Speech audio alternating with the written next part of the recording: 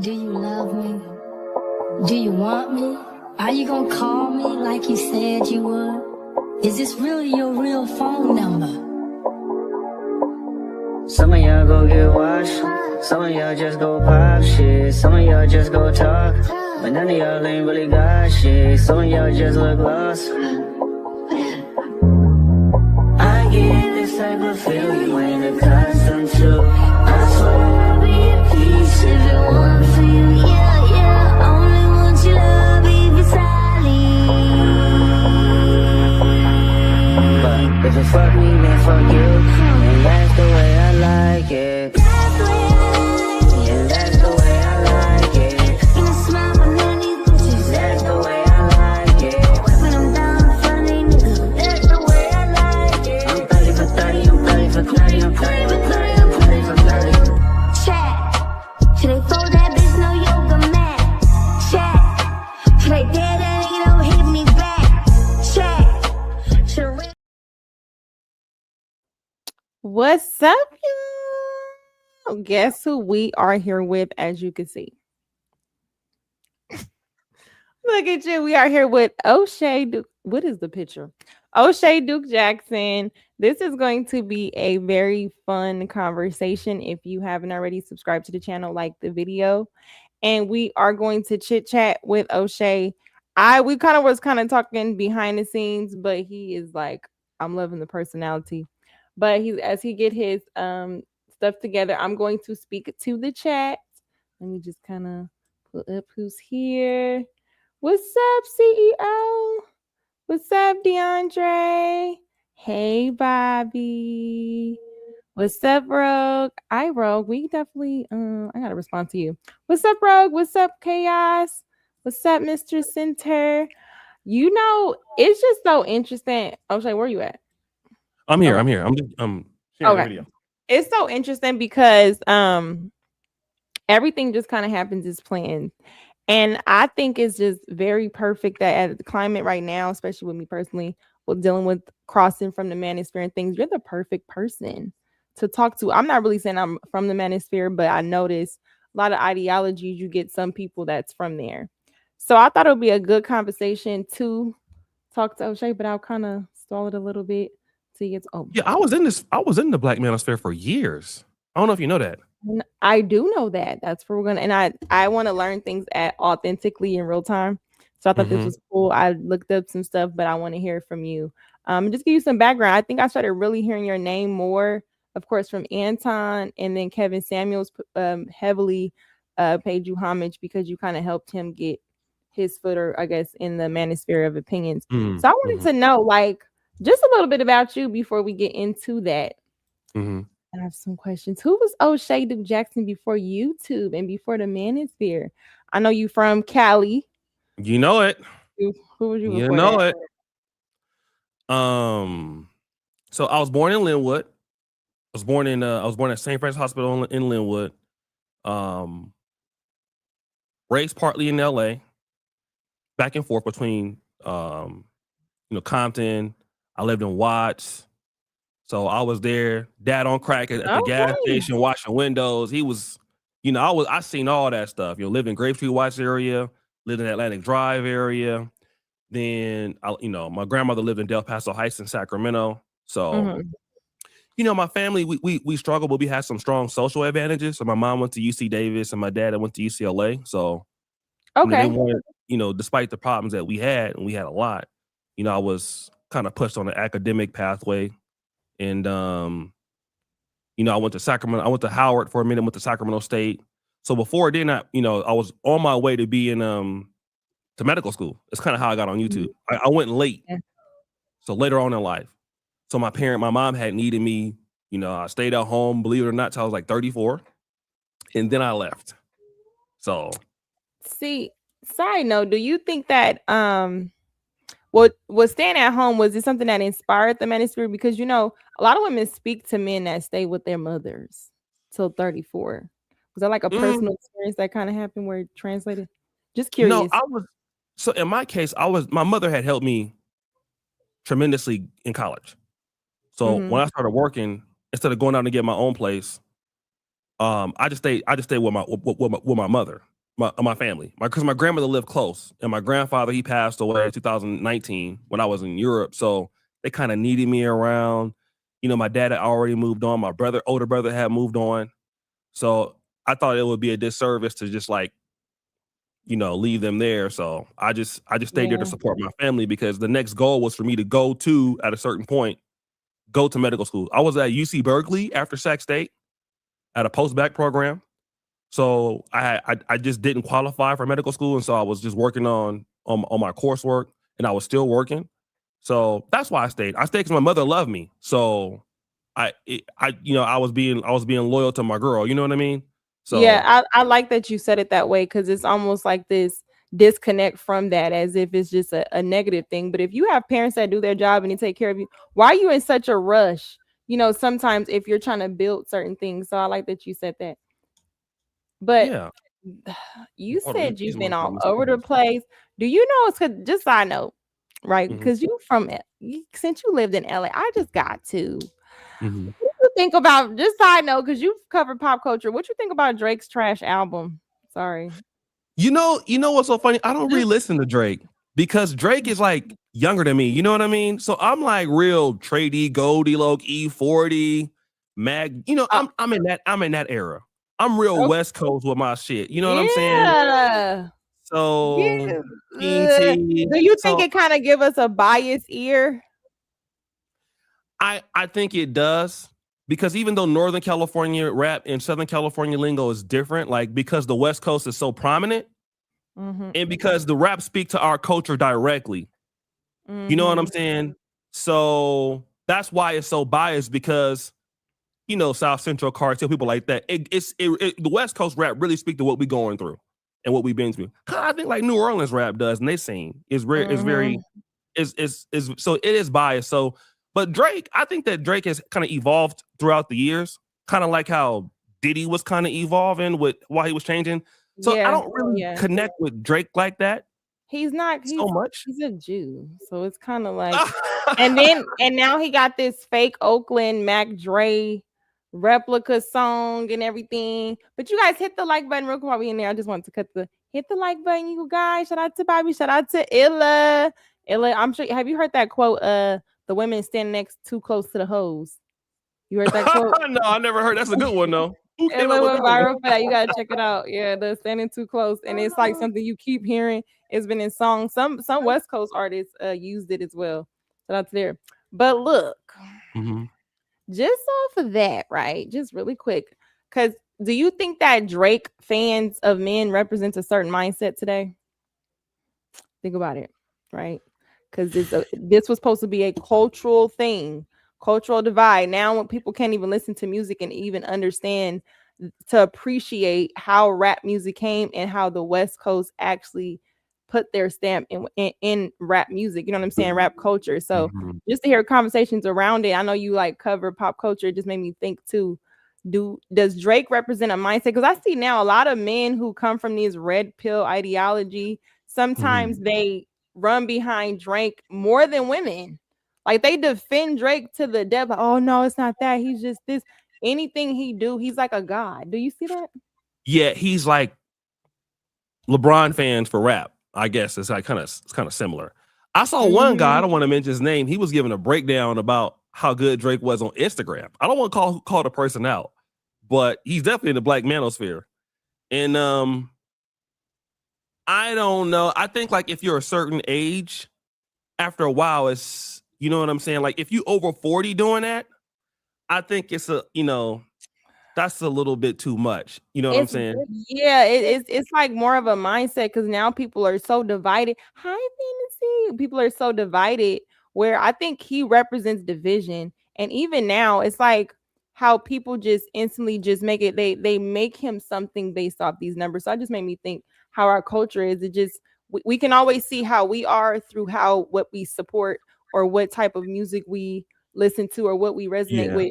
Kind of like the Meg Thee Stallion thing. I think you covered that. Or just look at now. Someone told me they're trying to give Dr. Cheyenne Bryant a little bit of grace, or just make her feel like she's up here by coming at Dr. Sabi, saying he was not a a doctor. You know, it's just like, why do you think we have to do that all the time when it comes to culture? Like, you have to come at a very prominent legend, and it's usually a black legend or a male leader that kind of stamp things just to come and uplift someone to create this gender war. You know what I'm saying? Like, what do you think of something like that? Well, I think that people just going to defend. I think we all hypocritical to a certain degree, and that's what you're seeing. Or it's just a human condition. When I try to look at things, instead of analyzing the micro nuances, I try to look at just behavior overall. Like, I did a video about black gay pastors being exposed, and in that historically. And you had people that were just coming in defending it, and we all know what the scriptures say about like homosexuality. The reality is, if you like Drake, you're gonna find a reason why you should defend him, and if you like Dr. Cheyenne Bryant. But the problem with that is, if you're just like openly hypocritical, people consider you bigoted. So then people just tend to not eventually listen to what you got to say in anything. Because let's say, for example, Dr. Cheyenne Bryant. Now, Dr. Cheyenne Bryant obviously has charismatic talent, the same kind of talent you see with Dr. Umar Johnson, the same kind of talent you would see the Gifted Gab. Gifted Gab. Who's the other guy? Jay Morrison.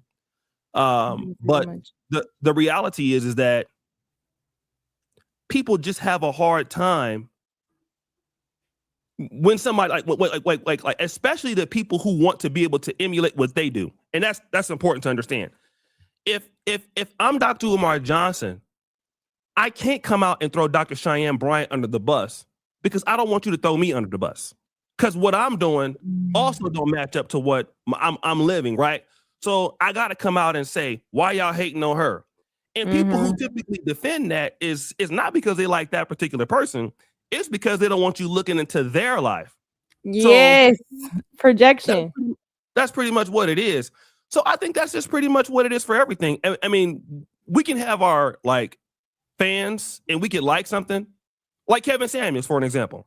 Kevin Samuels was iconic. I mean, he's the best creator that I ever known. But Kevin Samuels was not perfect. And I always tell people that he was not perfect. And he made mistakes. I mean, him fell out before. He made mistakes, and I made mistakes.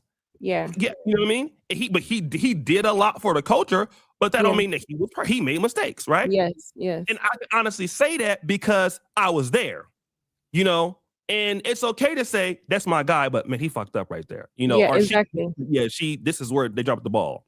And if you care about that person, listen, you need to get that straight, because right there, that's where you fucked up.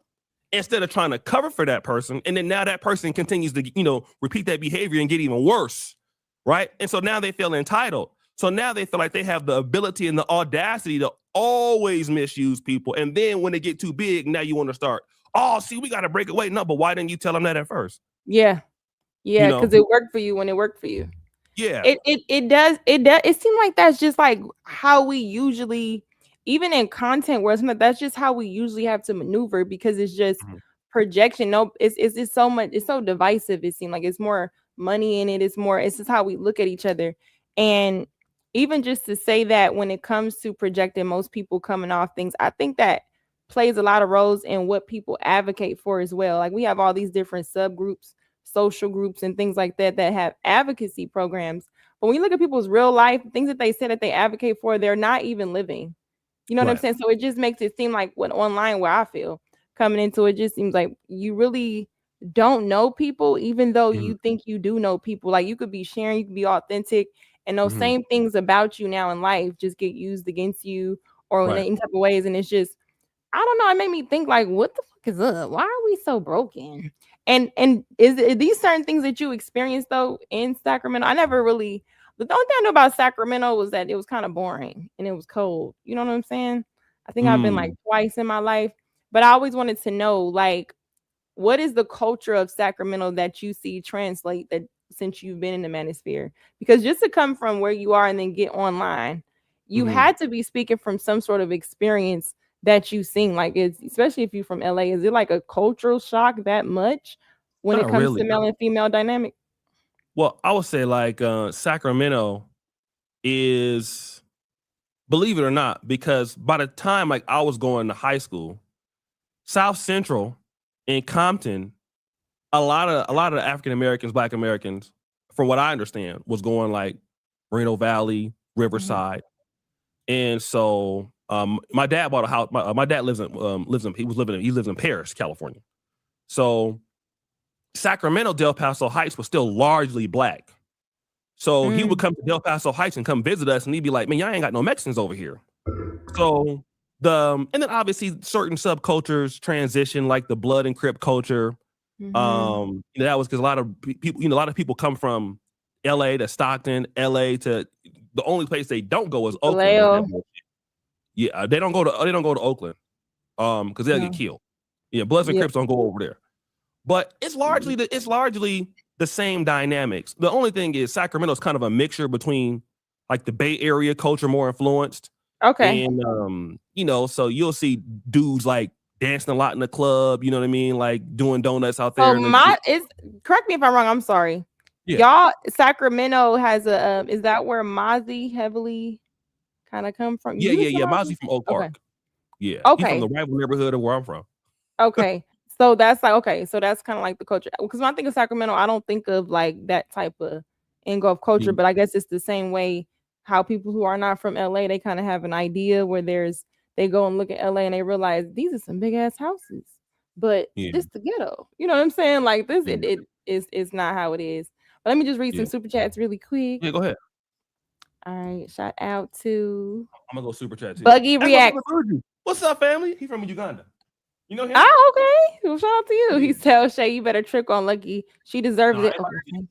No. Lex thinks she's lucky. No, I'm not. He said a joke. He said, look, I don't want to end up on the Summer Graham screen. All right, shout out to Eugene. He said, Shay, it's for you. He said, why do you think the Black Manosphere has started and why turned you onto it? Or we mean what turned you onto it? Okay, I can answer that. Okay. No, go ahead. You know where super chats? All right, I'll read the other one. Oh, it's another question. These are just questions for you. Hold on. Let me read the other question. It says, from Eugene, thank you. He says, what do you think is the state of Black Manosphere today? I'm going to ask those in a second. Shout out to Rogue. Thank you, Rogue. I appreciate it with the $20. She said, happy Sunday, Lucki. Pretty as always. Great show. I appreciate it. Y'all hit the like button. So sorry, you know what's hate on a nigga. I don't understand why you hate on me, nigga. We don't understand. Show love, nigga. It don't show nothing. It don't cost nothing to show a nigga love. All we doing is getting money. Show a nigga some love, nigga. Wabbly dabbly. Niggas out here don't love me, nigga. Shout out to y'all. All right, this is the first question. Pretty much, I think he says, what turned you on to the Manosphere and why do you think the Black Manosphere started? Okay, so I'm gonna tell you, like, I'm old. So I was on my way to I wasn't even really creating content. But hold on a second. I have you playing in the background. So I was on my way to Poland. And every day I would get my fat ass out there and I would walk around Grant West track and run. And I was listening to Obsidian Media Network. And so Obsidian was the real thought leader of the Black Manosphere.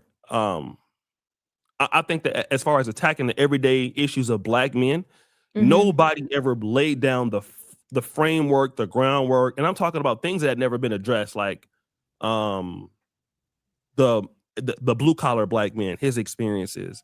And I would come in and talk about Black men who were like late bloomers, guys who had kind of worked and start getting money later and stuff like that. Largely educated Black men who were kind of overlooked. And for me, it resonated with me because, not coming from like a strong, I don't know, my grandfather was very strong and patriarchal. So, but like my dad was younger than my mom. Yeah. And so I saw that dynamic in where he wasn't really, kind of as strong as he could have been. And it was kind of frustrating sometimes. Yeah. And so I just saw myself as a part of some other Black men that saw these same trends occurring at least at that time of my life. And so I was more interested in what he had to say. and I would listen to him all the time. And he was, and to me, he was making points that I felt that were undeniable about Black men's position in the Black community in 2015, and how Black young boys were being neglected, and kind of the grievances that Black women could explain, that Black men could not explain, and you kind of had to be quiet because of the professional jobs, and Black women, if they have professional jobs, they could take shots at Black men. Michelle Obama could say, "You Black men need to do better," but a Black man was not really allowed to respond in the same vernacular without being called a misogynist. So there was a lack of parity there in that relationship. So that's how I started, working with him, supporting him. And then I actually kind of got involved. Angry Man gave it the name, the Black Manosphere, and I just became the third wheel. So when you talk about the founding of the Black Manosphere, really, it wasn't me I was there, but I didn't come up with the ideology, but I built onto the ideology, and I built into the recruiting mechanism of the Black Manosphere. That's kind of what I did.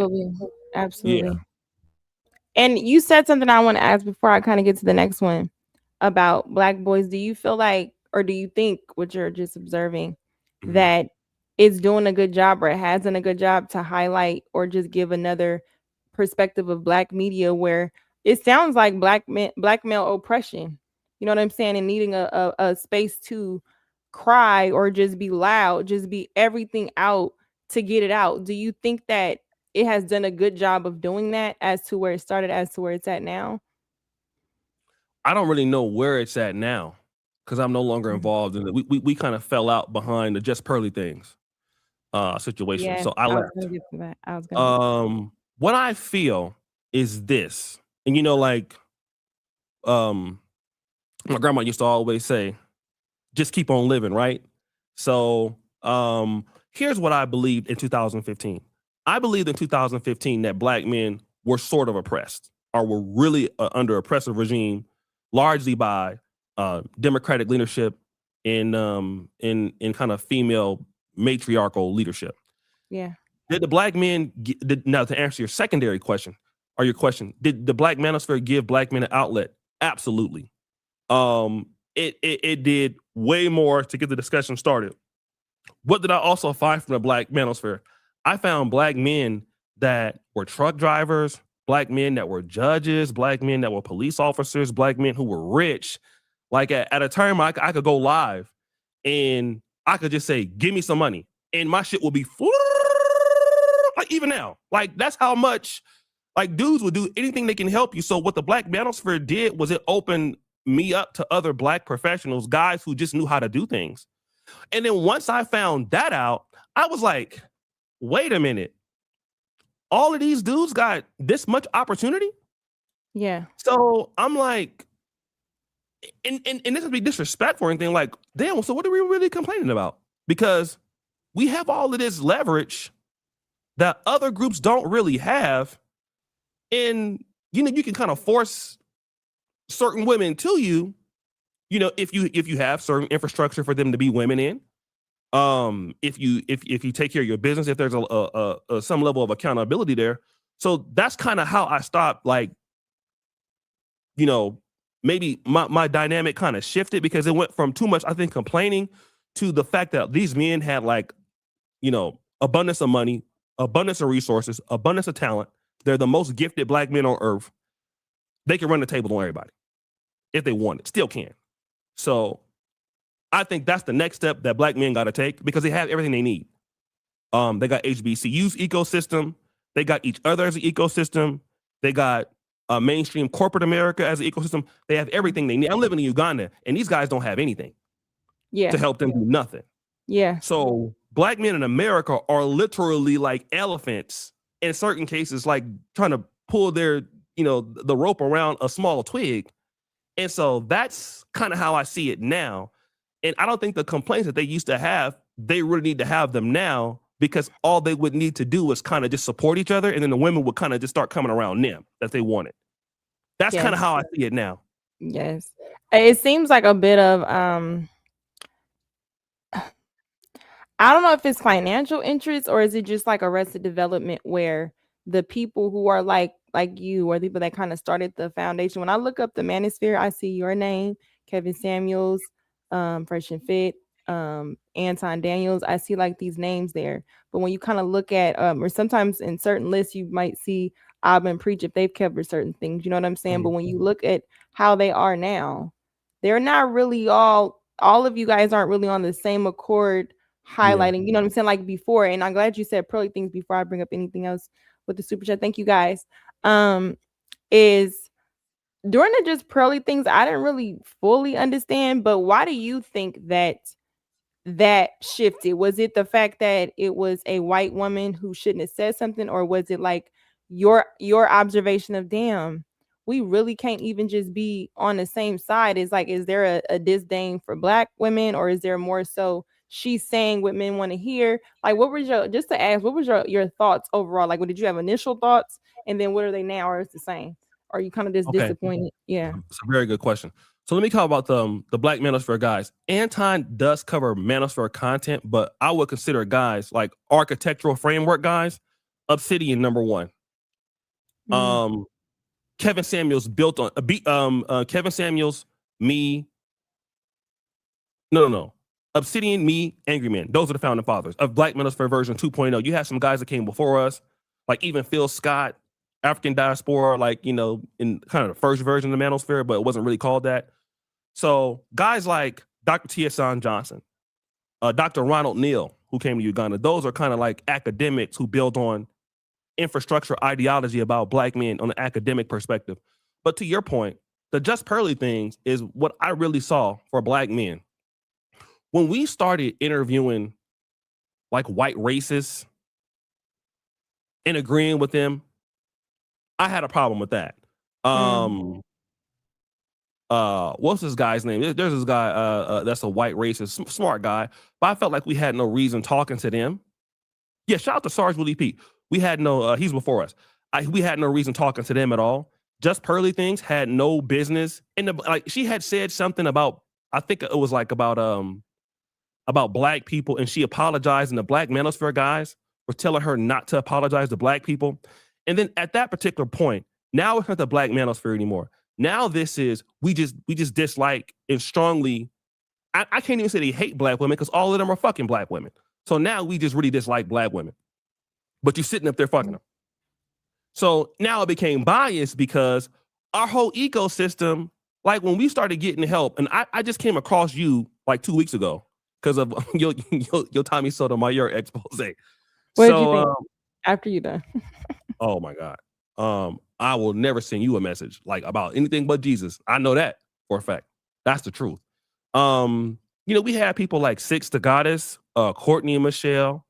You know, women were seeing our point of view and they wanted to interact. And these were black women that will go on hostile panels and get like, in the case of Courtney and Michelle, she was really getting like abused to a certain degree. Yeah. And so for these black men to come out here and take this woman's side, and again, this is not to be rude to Six or Courtney. I don't want to get my Abba on, or even you. But if you look at just pearly things, and if you just put the picture up there next to y'all, I think it's a clear indicator of who is the most attractive. I mean, 12 out of 10. So you want to deny the people that you could even build a network with. If you're going to do shows with Courtney, you can do shows with you can, these people in your ecosystem, you can actually do business with them.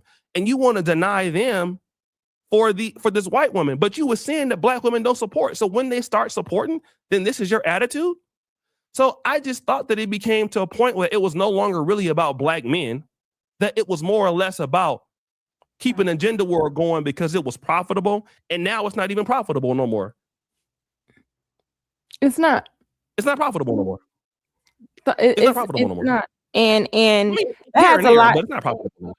It's not. It's become more of like an expose just to keep, and then we're gonna just build off hypotheticals to then just kind of come. It's not really evolving, and then now it's just kind of lost as to what is this thing where men didn't have a voice and all. Where is the voice? You know what I'm saying? Let me kind of read other stuff. Sorry, y'all, with the super chats. I appreciate you guys chilling with us. I'm going to get your question answered. I think you kind of said that, what it is, the state of today.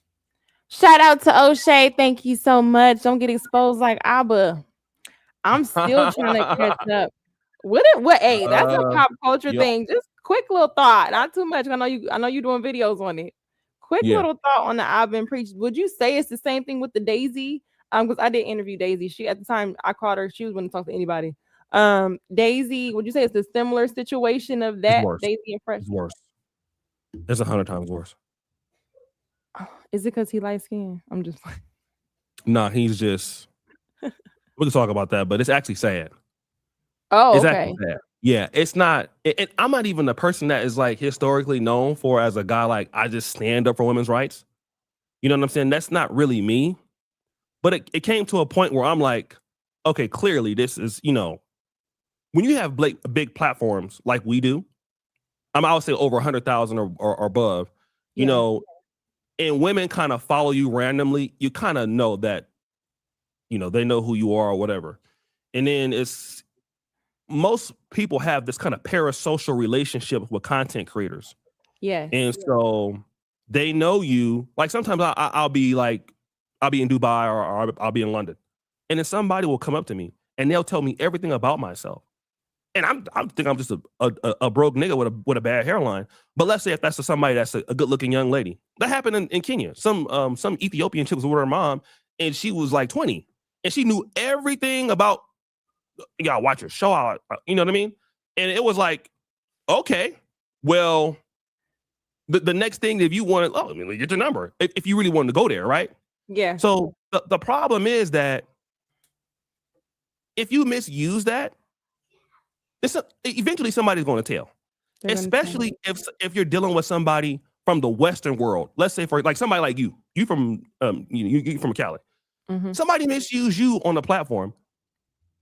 Well, what do they think you're going to do? They're not. I mean, like they're going to just keep it quiet. No, they're going to fucking tell. You know what I'm saying? They're going to tell. They're going to have recordings. They're going to have screenshots. And then if your message is anti that at any point, then everybody else going to make, you know. And again, it's like, why risk your platform for that when you're holding everybody else accountable? And now you got all these booty clapping situations. Now, it's okay as long as you don't get caught. Mm-hmm. But then you're doing it with white women.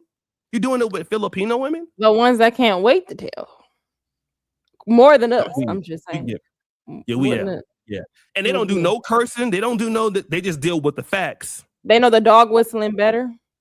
So what happens is once they start hitting you with those facts, because see, it's easy if you're emotional calling somebody names. Yeah. But that's not how they dealt with him. They dealt with him very surgically and very analytically. So what happened is it was very difficult for him to respond in a joking or charismatic comedic way in which he would usually do it because of how surgical and analytical they approached him. So it made him cover territory that he wasn't used to cover. Like, I don't know if you watch American football. You ever heard of a position called cornerback? No, cornerback? Yeah, so cornerbacks in football guard wide receivers. So they always have to backpedal. So they kind of have to react to what the receiver is doing or the moves that he's doing. And so really, it's the hardest position to play because you're trying to keep in contact with somebody who know what they're doing, but you kind of don't know what they're doing. So anybody who watch football understand that. And Abba is typically on offense all the time, but now he's on defense, and it's a complete meltdown. To be honest, to get taken down by somebody who's not even a YouTuber, that's nasty work.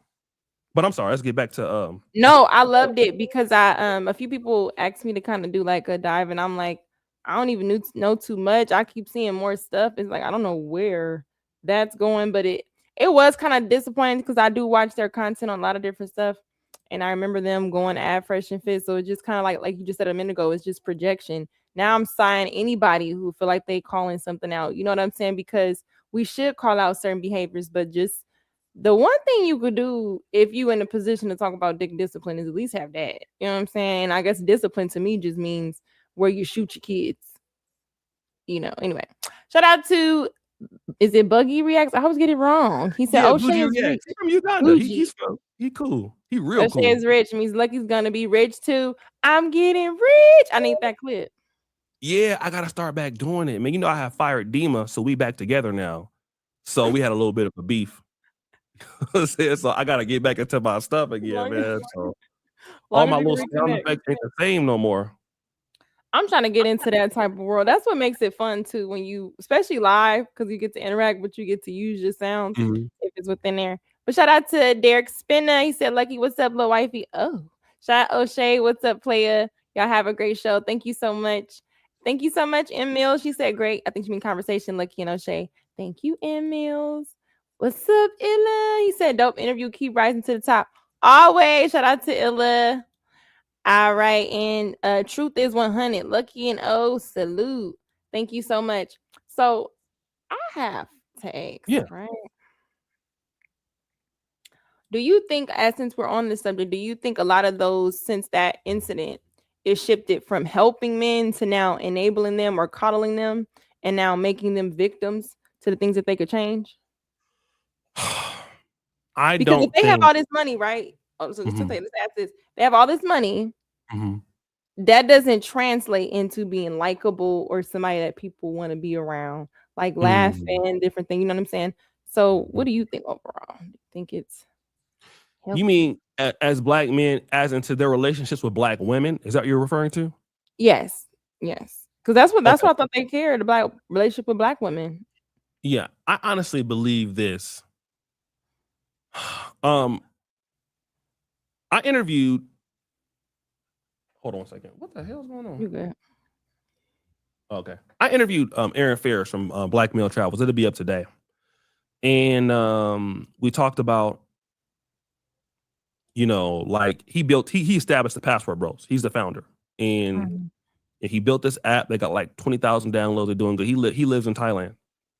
And so what I noticed in the interview was, he would tell me that he liked black chicks. I was in Brazil in 2018, so he wasn't there with me, but he was a subscriber. He was telling me like how to get around and how to do stuff. And he lived in Brazil, he lived in Colombia, he lived in Thailand. All those situations, he never had like somebody that was long-term like black. It was like a Japanese Brazilian, they got a Thai chick, and then like somebody that was like real light. And that was all of his relationships. And every time you would ask him about, because if you go to Brazil, anybody's been there, you will see like some of the most beautiful black women. I'm talking about natural hair, dark. I mean, just hella fine. Yeah. They can't speak no English, but they just look good. So, and he would always come up with the objection. Well, they don't really want to deal with somebody like me. They wanted to deal with somebody lighter. And what I come to understand, at least my synopsis of all that, was that he just had largely given up dealing with black women at all. And he was already told himself that he was wasting his time. What I honestly believe that a lot of black men in America, and I know people are going to say you haven't been back in like a few years, but from what I can gather, a lot of black men largely just have given up. And they honestly feel that just talking to black women, hanging around them, being around them is a waste of time, that they cannot be helped. And so that's why you don't really hear as much complaining about black women as you used to in 2015, because in 2015, it was like we should come to the conversation about our issues as black men and black women. Now, black men don't talk about that shit no more because they over in Colombia, they over in other communities. They largely, even in the pro-black sector, you got brothers in the pro-black community in Kenya. I'm talking about it's like South Africa. Anything but a black American, Dominican Republic. So now black men are just, they're not really talking about it as much. And the reality is just that largely they have just given up. And so I think when you feel like somebody feel like they can't get nothing of value from you, why am I incentivized to do anything with you if I'm gonna get on child support, or I know somebody on child support, right? Even if they've never been on it. I know somebody on child support. I know my cousin got a crazy baby mama, right? So her listen to me, she don't want to be as feminine, but my homeboy got this white girl and she's more feminine. You know what I mean? So when you start to add all those things up, that's what you're seeing right now, and it's compounded. And the older that we get, I think like I'm kind of like the last generation, born like 1980, 81, of people who still had that kind of connection to the black community through like, my mom and grandmother came through Louisiana through the Great Migration, but largely men who are born after that don't have that connection. Because somebody like myself, when my grandmother came to Del Paso, Sacramento, she came to Del Paso Heights, which is red line. And then my grandma on my mom's side, on my dad's side, they were in Compton, which was red line, right? So people from the South were aggregated in those communities. Now, once you start doing good in a place like Sacramento, you typically leave Del Paso Heights or you leave South Central. Now your kids grow up somewhere else. Now they don't have that same connection. So they don't have the cultural kind of glue, if you will, to say I need to be in the black community, black women, you know. And if you live in a place like, and if you go to Sacramento State University, you go to California State Northridge, you know, you go to UCLA. I mean, that's just you know adding gasoline on the draws, right?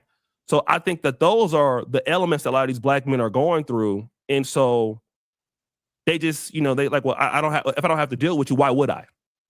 And so that's what you're seeing today. You said something. They find it difficult. I know you talk to them, of course, more than me. I'm sure the way they talk to me, it ain't respectful like this, you know, which I enjoy these type of conversations to really see how a person thinks. And the first thing I thought of, what would you say is the consistent on average of you hear men complaints, such as when they say it's just difficult talking to black? What is the part about black women? Just so I can convey, you know, what is it that's so difficult to talk to us where it's just, I'm done with all hope, with all of it. I don't even care if this one different. I don't even care to know. Like, what is that the most common things you hear to where it's just, I'm done with my women? Okay, this is gonna be long-winded, but so let me start from. Take your time. Let me start from when I went to Poland. Now, my grandfather was largely in my life, and so my dad was raised by his grandmother because he long story, like, didn't really know his dad. And so my grandfather had real masculine traits. You know, you need to get up, you need to get your ass up and go to school, go to work, you know. Now, in my younger years, because my mom was more or less involved, my mom as my primary caregiver, I exhibited some of the, it wasn't violent or anything, but some of the emotional thinking that she did towards life in general, not just towards women, but just towards life. So when she was stressed, I would kind of, you know, take that sort of mentality along with her, because that's kind of subconsciously who I kind of understood and how to process my life through. What I see happens in the black community now is that black men and black women largely are coming from the single parent. So what happens is that black men and black women are largely intellectually, very emotionally too similar to be together. That's a bar. So when a woman is reacting in a way that's unfavorable for a man, and you know, like when I went to Poland, I understood that the way that Polish guys handle things is much different than how I was handling things as a man. For example, and I told him I'm gonna be a little long. I have a daughter, not a real daughter, but I have a daughter that's in Poland. So she's Ugandan. So she moved from here. She was going to school. So I would go up to see her, and then I would come back to my city. So one day, I'm in Warsaw at the Radisson Collection Hotel, and I get the key card to go up there to my room. Now, upon arriving to my room, I walk in, I see women's accessories and clothes on the ground. I see the shower running. I said, "That's odd." So I walked in, and it's my nigga card came on. I said, "This is somebody else's room. You need to get the fuck out of here real quick before she come out here and start yelling." So I said, "Okay, look, let me." So I went back down to the thing and said, "Listen, you know, y'all gave me the wrong key. This is somebody else's room." "Oh, no problem." So they gave me another key. I go back up, and I put the key into the card. I walk in, and there's a UFC fighter motherfucker with little bitty ears. He turns around like real slow, and he looked at me, and I looked at him, and like I wasn't like scared that he was gonna fuck me up or nothing like that, but I was like, it was like one of those like alert. Oh shit, right? Yeah. I said, "Bro, they gave me the wrong key."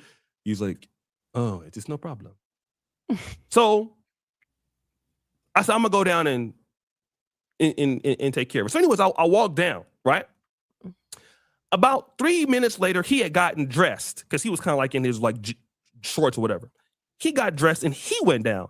So we're going to the kiosk. He's in one lane and I'm in one lane. Now, he's very patiently in line, right? So I know that I can't be an asshole because I'm black out there. I can't, because, you know, when you live in somebody else's country, you can't get loud with people. Yeah, exactly. Right? Poland is a place where you will get fucked up. You do not want to play over there. So I had to explain, listen, y'all gave me the key. And then when I saw him, he was even less loud than me. He told to do something in Polish. Hey. And I thought the humility and the masculinity and how he handled that, I compared it against how a black man in America would handle that usually, or an American in general. It would have been, what the fuck y'all doing? This is the woo, like, you know, being emotionally expressive. Mm-hmm. Now, I felt that he was more of a masculine man than me because he had been raised by somebody to tell him that wasn't necessary unless he had to do it. Yes. Right? So I want to tie that back to black men and black women. Nobody teaches black men how to be an anchor, because when you don't have a father, it really, or grandfather in your life, it really hurts you a lot more than people know.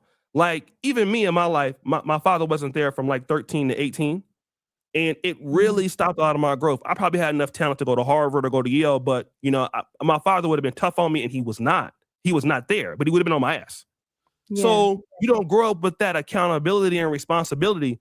So a lot of men, once we start dealing with black women and they start getting frustrated, instead of us, sometimes we do that. Sometimes brothers, you know, man, you need to stop tripping or whatever. But instead of just, you know, letting her understand, look, you need to calm down or whatever, or, you know, and to not necessarily be rude at her because she's being a bitch.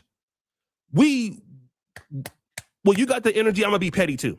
Yeah. And that's still my problem today.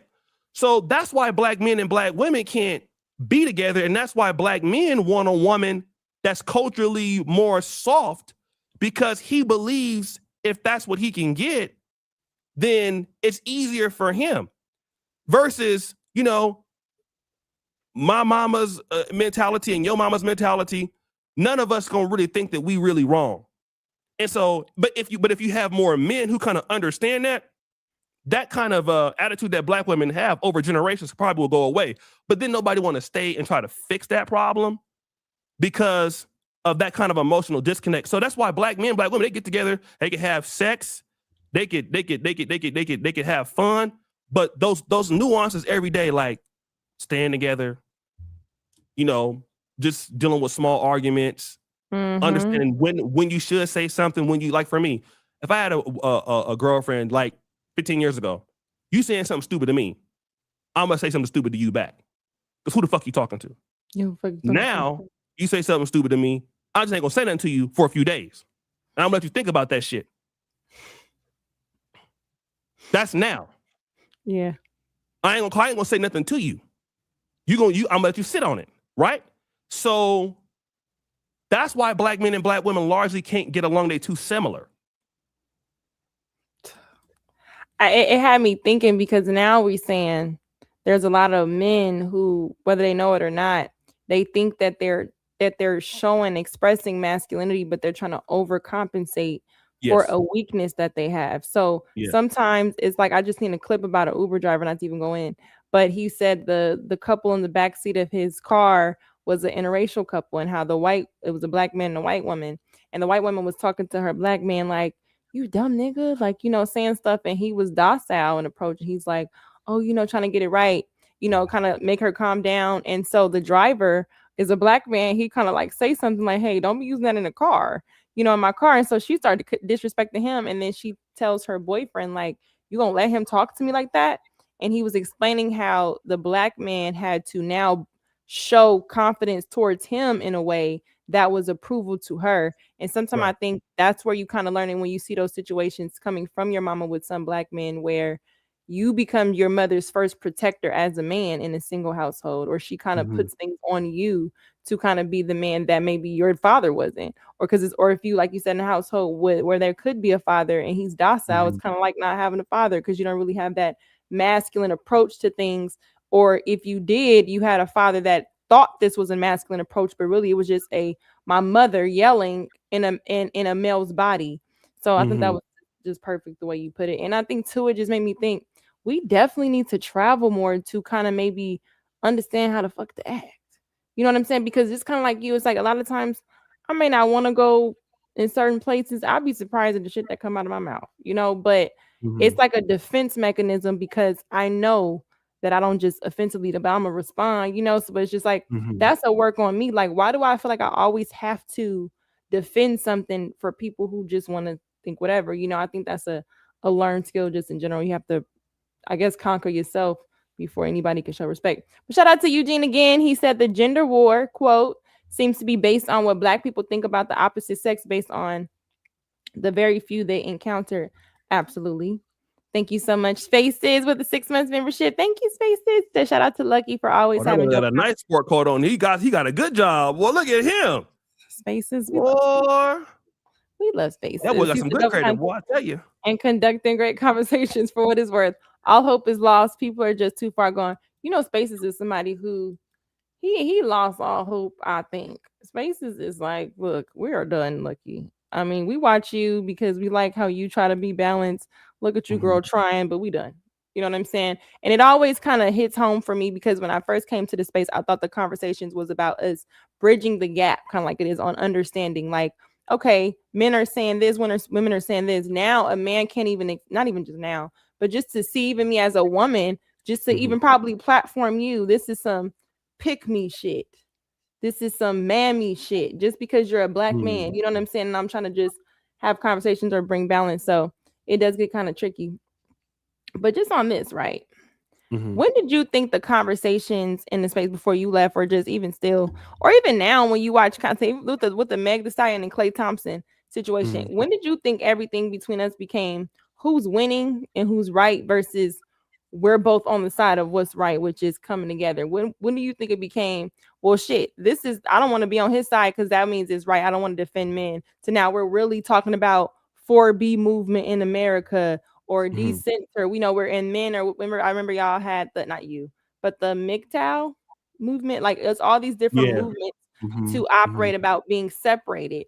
When did it become, when do you think it became about who's more right than the other? When we both kind of fucking wrong, So it's different stages. So 2015 is kind of the beginning. 2017, 2018 is kind of more of an infrastructural ideology. The time that I felt that it was kind of coming together was Kevin Samuels' blow up. That's kind of where we started to see that what we were talking about, he could explain it, and then they could understand what we were talking about. I believe that was a situation that was really dear to us because nobody could. Let me just say this: Kevin Samuels, no homo. Kevin Samuels was dapper enough, handsome enough to explain it to the other side where they wanted to listen to it. Whereas the other of us was too dusty, right? And he had intellectual ideology and patience with women. I mean, I know we see the viral clips in which he, calling people females running back. But patience. Yeah, but he could explain stuff to women that most Black men could never explain to their wives. Like I've heard people say, look, come here, babe, watch this.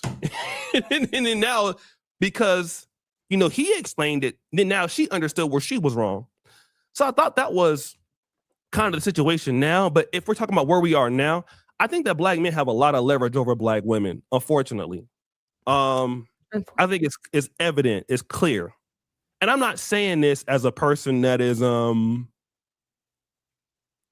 like because I'm from the Black Manosphere and I'm biased. I'm just saying that because of what I see overseas and what I know what's going on back home. The reality is, as long as a man can earn, can get better, he gonna get an opportunity or a shot. Somebody gonna probably deal with him. And if that man can somehow, earn online or whatever, like, look, there's a difference between when black men come to like Kenya, and let's say we got black women, American women that look like you, in that come from Kenya, Uganda, and the guys in their diaspora group will not talk to you. They'll ignore you. If you go to Thailand, dudes will ignore you because once you get over there, you lost your leverage in America. Whereas the black men, if they can still be providers, which that's what typically it all comes down to who can give more ultimately. Exactly. Yeah, and I think that black women in relationships, in my honest opinion, but this is no different than most women though. Black women kind of have the mentality of, what are you going to do to win me? That's most women. I'm the prize. Attractive or unattractive. So what are you doing to court me? Okay.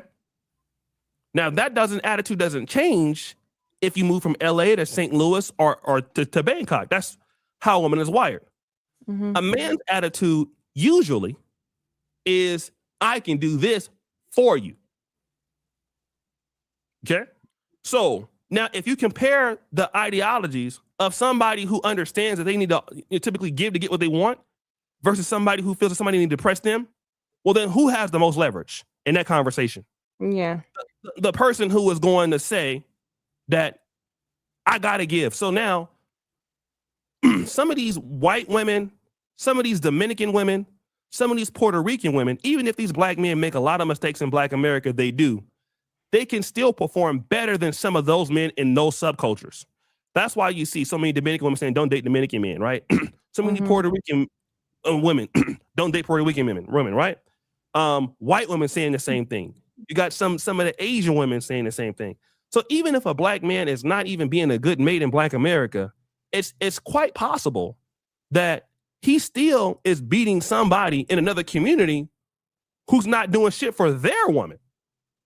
And so when you combine that, then what's happening is the black man, if he lives in like big urban areas, big urban cities, he's kind of like, well, like, I know I'm doing wrong, but why do I need to change? Like, look at my opportunity. Yeah. You know what I mean?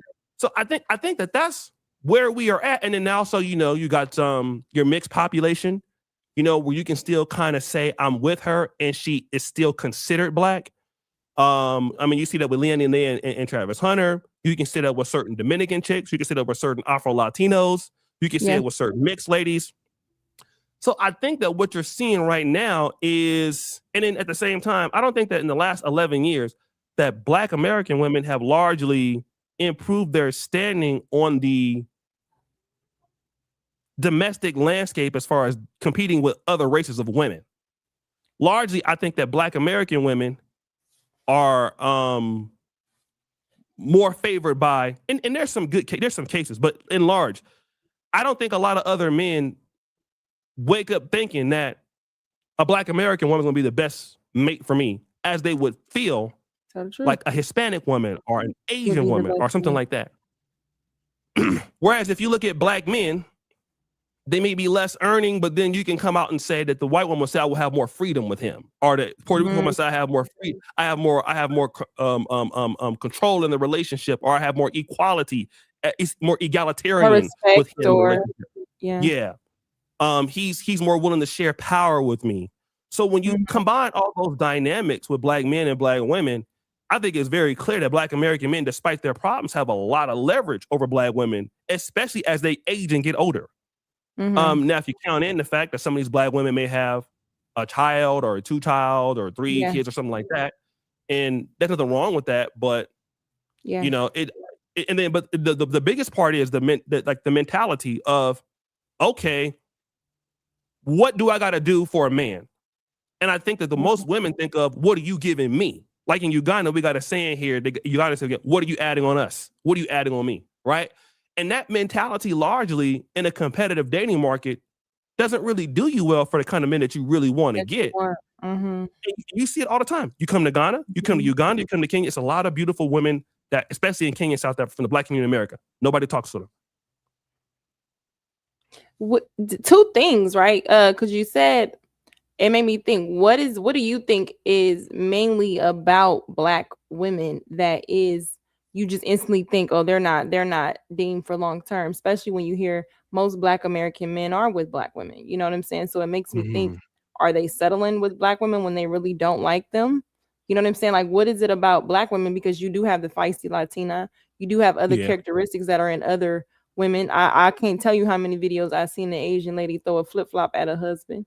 You know what I'm saying? Or just certain things you see. So it's like, it can't just be certain things about us. I mean, there's a podcast, a lot of, not gonna say any names respectfully, a Black male podcast that does a lot of content about Black women and being single mothers, but then he married a white woman with her white kids. You know what I'm saying? So it's just kind of like, what is the message? I'm not even offended. I just really want to know, like, stamp it here. Black women in America is this, and this is why Black men who also show up at like Black women can't connect with the Black women, even though they have leverage because they are the ones that they can go anywhere else. When really, if Black women go to different places, they don't have that same type of leverage. What is it that we need to be taking, according to your opinion, from other culture of women that even if they carry certain characteristics that may show that they're expressive and attitude or different things, it's still not deeming them to be looked at as unmarriageable? It seems like when you see Black women in media, we're just marketed as to be the harlot, or you know what I'm saying, that type, very sexual, or like you just said, like with the Manosphere, like they fuck Black women. But on the standpoint, we're gonna defend this type of preference. You kind of get what I'm saying? So it's like, what is it about that we can be taken from the preference, like the pearls, or the women that we may look better than, but what are they doing where they're still more marriageable? Go ahead. I think let's get to the underlying thing here. Like, I don't think that I'm going to get to that in a moment. I think I would answer that question a lot different in 10 years, like 10 years ago. Like, you should be submissive. You should be this. Here's the situation. Okay. Black men and Black women largely understand each other's playbooks. Okay. So, let's say back in the day, I see somebody like you in the mall, right? Like, damn, she look good. So you can go over there. Hey, how you doing? And then woman, you know what I'm saying? Like, what's your name? I ain't got a name. Now, let's talk about that scenario, okay? Yeah. It is very possible that I'm just the ugliest motherfucker you've ever seen, and you just don't got time. That could be the case. Are you in a bad mood today? You on your period? You don't want to be fucked with. I might catch you on another day, and you might be okay, right? Yeah. Or it could be that so many dudes have wasted your time. You tired of niggas yourself. So when you see me, you seen everybody. And now you got this thing, what you call horizontal hostility, where people who look like you have hostility towards them because of something that they did or whatever, right? Black men largely understand that Black women understand them. And they understand when things may or may not make sense. And that Black women are largely suspicious of you and your behaviors. Like, if you were to, if I deal with somebody in Uganda, it is much easier for me to run my bullshit if I wanted to on them. It is more difficult to do it onto you. Because one of the things is if you move here, any Black American woman move to a man's house overseas, within 3 days, she gonna come in, look at everything, and she gonna change all the shit. 100%. She gonna change the shit. Okay, no, that goes here. Tomorrow we're gonna go to the store. I don't like this. I don't like that. She gonna start regulating. Oh, you got these women that work for you? Who them bitches? Yeah, let me go meet them. How you doing? My name is whatever, right? Period. So when a black woman gonna come in, she's gonna regulate because she's gonna put her stamp of approval. Now, a woman from another race is not gonna do that. A Filipino woman not gonna do that. A Uganda woman not gonna do that, right? So, largely Black men also face higher levels of accountability and stress for a lack of accountability when they deal with Black women too. That's another thing too. So, and then also Black women are more harsh on things like, where was you at? I'm down at the store. No, you went at the store. Like little things like that that another woman may not say, right? So Black women, So the thing is, it's too much familiarity and it's too much toxicity before I even met you. And now I'm trying to largely, as a black man, I'm trying to overcome some of your bad experiences, and you're gonna judge me based on your bad experiences. And typically, I gotta make up as a man for anything that somebody did to you, your baby daddy. Like, go to look at Kendra G. Go to Kendra G show, and anybody know? I think I'm lying. Press 1. Chick come on there, 4 kids. How much you got to make a year? $300,000 a year. She asks, well, did your kid's dad make that much? Nope. Almost everybody will say that. Why? Because the new guy got to pay for everybody's mistakes. So now once you got to start doing that, that becomes problematic. So the main issue is that it's just, they know each other too well. And the experiences is too bad. That's the number one thing before everything else outside of that. If you really want to talk about, they could just be no. Black people are suspicious of each other, and you cannot deal with anything else besides talking about that. But okay. First of all, I'm not arguing nothing you said. It's a fact, right? Because it's a fact. Mm-hmm. But you want to know what I heard with my women ears? Mm-hmm. I'm still a woman. Yeah, I heard when you approach a Black American woman, she's been jaded by so many Black American men that the same Black American men are complaining about the women that are jaded by Black American men, so they can easily go somewhere else to a less jaded group and still try to run bullshit. It's like it just has me not saying that's but part they of it. can That's if they want to, and it just makes me think: are we not a good candidate because we want men to show up seriously wanting to be committed, and they just see us as something to play with? Whatever, she too bitter, I'm gonna go to somebody who there's work on. It's like, don't you want a woman who kind of learn from decisions and she's not easily to, it's like a contradiction. I don't know. Or is it like, what are men looking for? Because even when you see them go overseas, there's not marrying them by and large, Yes, so it's like the leverage to do what? Like, if men are having the leverage, they're supposed to, they come in, starting the conversation, caring about the black relationships, which is the first part to fix anything in the community. Where's your household? And in their household, they're done with Black American women. They're also not trying to mate, or I'm just trying to say marry by and large another group. So it's just like, is the problem really Black American women not getting something, or are we just in this hamster wheel trying to chase this expectation a man has that we never could meet, because he's never even trying to give it to you. He's never trying to get there. You know what I'm saying? What? Go ahead. That's a part of it. I mean, all of those things all of these things can be true at the same time. And what we're dealing with is a complexity of many factors, not just one or two things. And I think that our problem is trying to talk about the situation is that there's so many nuances within it, and we try to simplify what cannot be simplified. Here's the issue that I'm gonna say: people who are familiar to each other are typically hostile. That's in any group. Indians, Pakistanians, tribalism, all of that. Black men, and Black women are also very hostile to Black men, and vice versa. So that's that. So people, whether they are fuck ups or not, will never say that I'm the problem. Like, people who move, like when I was coming up in the 90s, when Atlanta was really starting to be popping, right? We got to get out of Oakland, got to get out of San Francisco, got to get out of Sacramento, because these places are dead. Atlanta's where it's at. So that's where everybody went to Atlanta in the early 90s, 2000s, trying to go to greener pastures.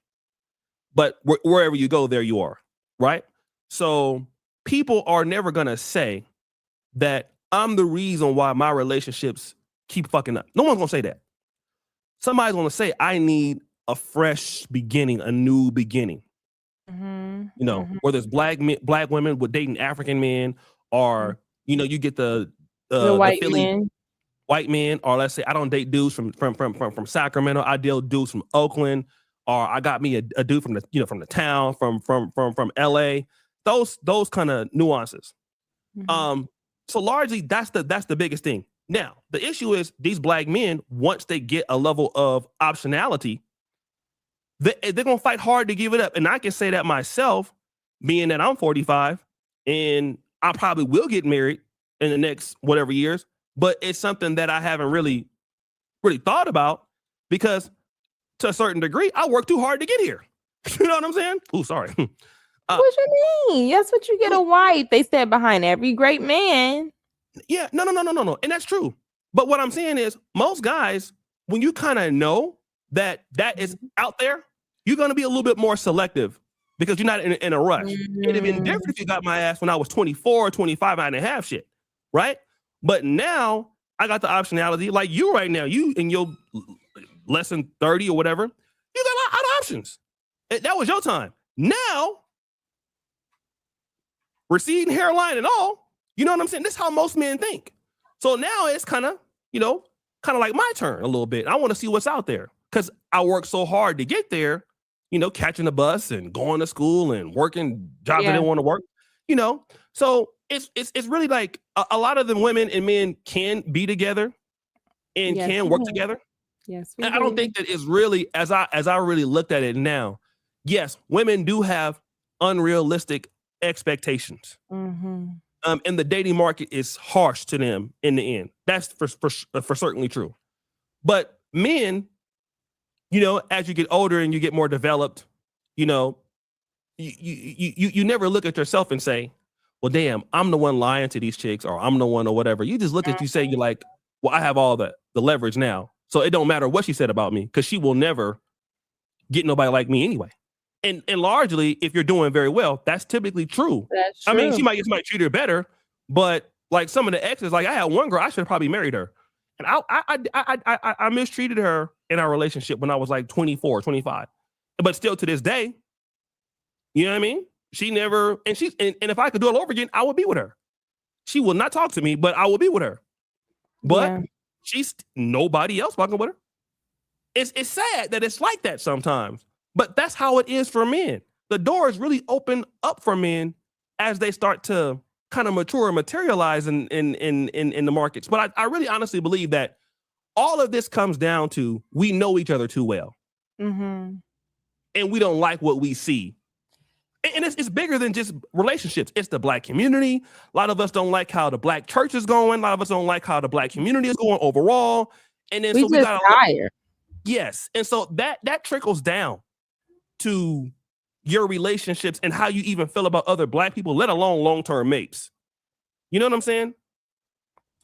It does, but I know what you're saying. It just made me think like, damn, so the reason women's expectations and standards are high or unattainable or unrealistic has to be because men, it ain't that they can't meet them, they just don't give a shit to meet them or actually be that type of father that they didn't see. I mean, I don't know. That's just what it seems like, because it's like even in the fatherless conversations, when it comes to these sectors of the conversation, a lot of times you get it. The woman still in each situation has to meet these expectations, and she's getting it so much harshly. Yes, we do got problems, and I'm not understanding. It was years and years where women had their voices, and then you have the men now who can acknowledge these things, and they say, "Yeah, it's messed up. This is the game." And then it makes me think where I'm thinking like, oh, there's just some misunderstood men out there who do want to be with women, but typically it's not that hard to be with women because you have a lot of women getting with any kind of man. You know what I'm saying? You'll find he don't necessarily have to have money. She just want to be loved. If you know how to make her laugh, feel good, and safe, you pretty much can get whatever. So it's just like, how is it that like that we know that to be true about all women, but somehow Black women who are jaded by these men that you could say just in most part, they're considered not likable. We don't like them, even though your demographic jaded them. It's just kind of like fucked up. Like, I don't know. This got to be. I don't know. This gotta somebody. Let me just say this. I think that we gotta refrain from like a one size fit all analysis. I think that the women are the men. Like, for example, I'm 45, right? I'm not badly built or anything, but I'm definitely not what I was at 26. As muscular as I was. I mean, still got a little something. Depends on the day, but how many push-ups I do. But largely, if I was to come back to the United States, with this hairline, I mean, I can go to Philadelphia, my brother Street Media in there. I know they got some desperate women out there. I'm not gonna be able to get probably the same amount of women as I could as I was 26. But the thing is, I don't really, and I don't think that you should really care. I think ultimately what people should really care about is who wants to deal with you, and do you give a reason to somebody to deal with you? My brother, he's passed on, Simple to P. He made the best video I ever seen on YouTube called "Give Her a Reason." And it was a video.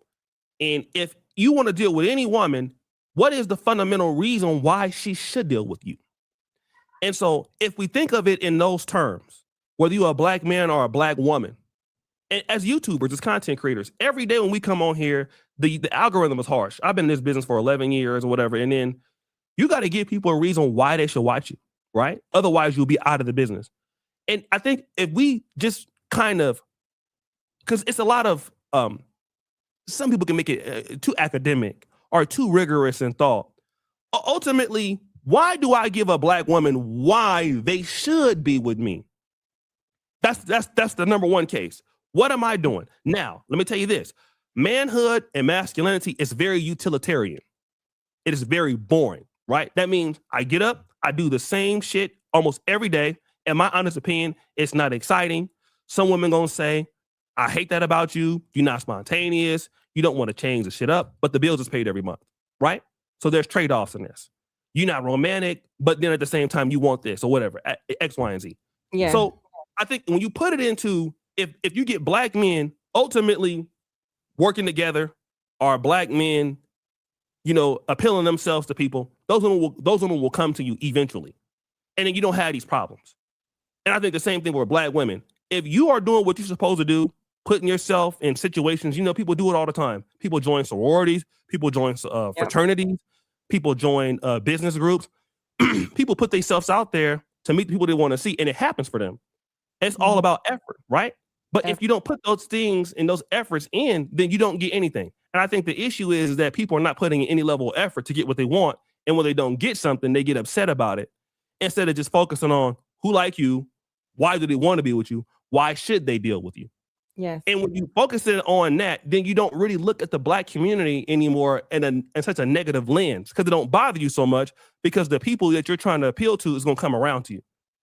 Mm-hmm. I think it's important. What I say about women is, okay, you want this particular man.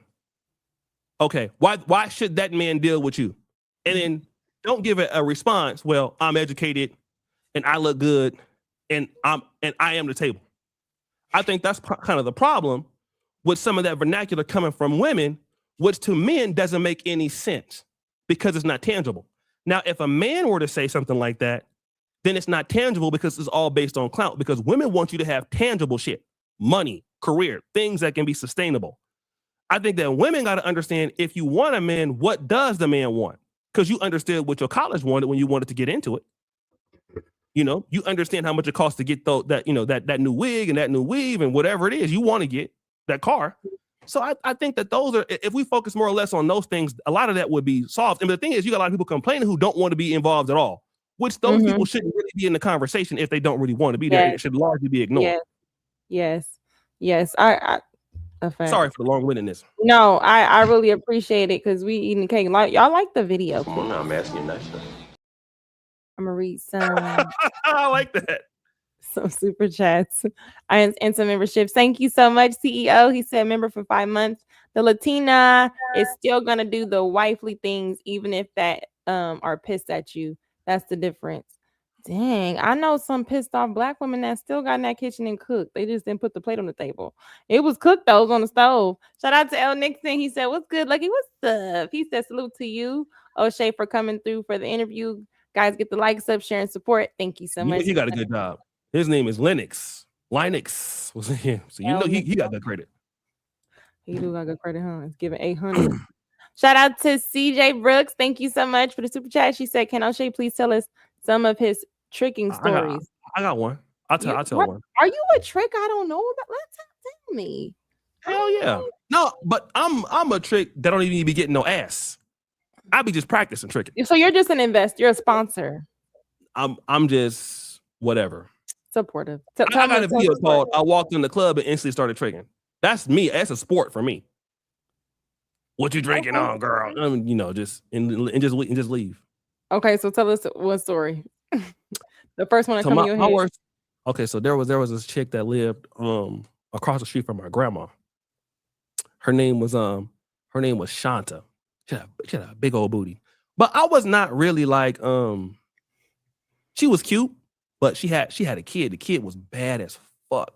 He used to be hit me and shit, all kind of. I remember one day he hit me. I bent his little finger back. I was so happy. But anyways,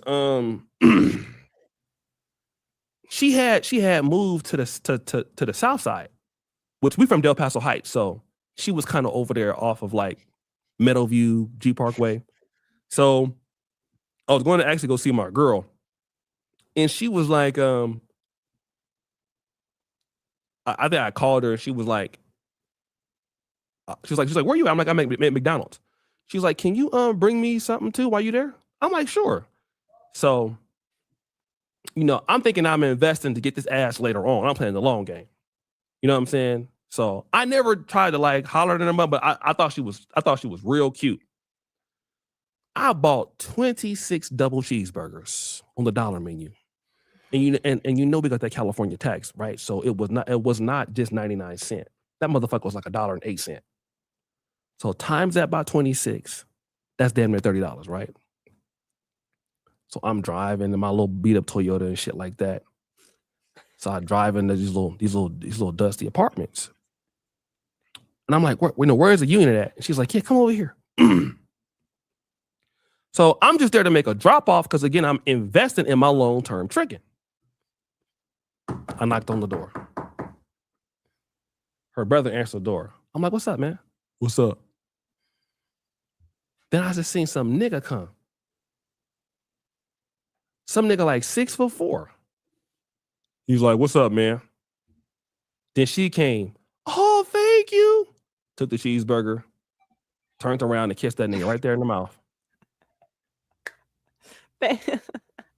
I just took my ass right back in the car. You see how women provide for the men that they love too? She made a way. Just in there, 26. And that was not even, that was for the cheeseburgers for her, the brother, the boyfriend. And did you buy one for yourself? Hell no, man. I was trying to, man, I felt so stupid. What could I say though? That's probably one of my best ones. I got some more, but I say the other ones though. But that was a legendary one. I got some of my channel, my tricking stories. Yeah. Okay. Well, Jay Rick, you should start doing story times. I like the story time sometimes with the girls. So this girl did a story time. It was so funny. I couldn't get through it. She was talking about how this was the first time she tried to go out with a trick from a club and stuff. And she was trying to do something like influenced by her friend. Cause she was like, broke up with her boyfriend. She was trying to rebel, whatever. And she couldn't bring herself to do it. Cause she said when she pulled his drawers down, like it stunk. And she came in her story time. She was like, I never known a man stick to stick. It smelled like he had a vagina. So it's just funny here. You should do story time. Oh, wow. Hilarious. He said I would have kept it to myself. Man, listen. I still got stories to this day. I believe you. Have you ever tricked on somebody on YouTube? Like a content creator? Yeah. No. Shout out to there you. was a content creator I really was crazy about, though. Really crazy about. It's only been one. You want to share? No. No. Okay. No. Can you give me? She black? You know the person though. I think you know the person, but yeah, I still care about her too. We never met though, but I think I know who. Okay, I'm really kind. I don't know. All right, shout out to J Rags. He said, "Greeting from Colombia. Very good conversation." And I'm still crazy about her too, by the way. I'm crazy about her too. If it's the same one, okay. Yeah, I just don't like her ass, but I'm crazy about her. It's a few like that. Shout out to DJ Torch Live. He says O'Shea's talking points are boring and not relevant. That's wild. Hey, brother, I'm sorry, family. That I don't feel like you said a talking point. I just feel like we was. This man has been horrible to black women. Listening to him pretend is weird.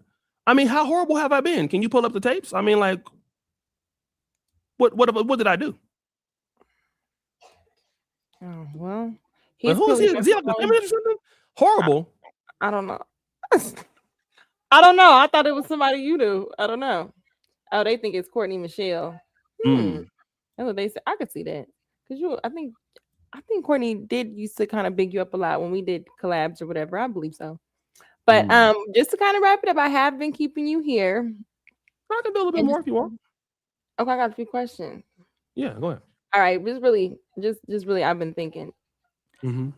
Do you think, like, with the climate of things, like, you know, with how we are prevalent and how now, since you created, not you, but just the sphere you're from, or help evolve, created Black media, do you think that you kind of abandon it just because of the pearly things? Because even to see here right now, people come and give you influence, people give you some sort of attention. To me, that means something. If we don't know what to do with it, you know what I'm saying? That's another thing.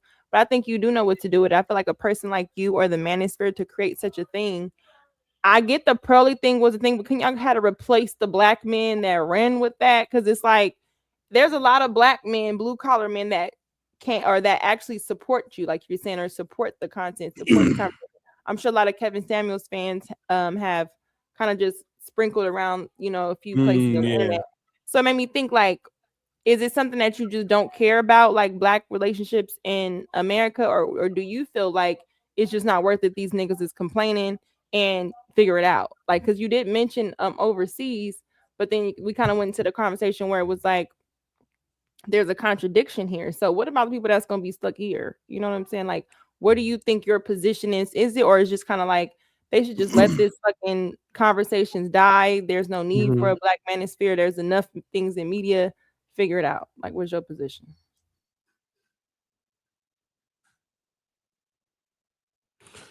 So let me just say this too.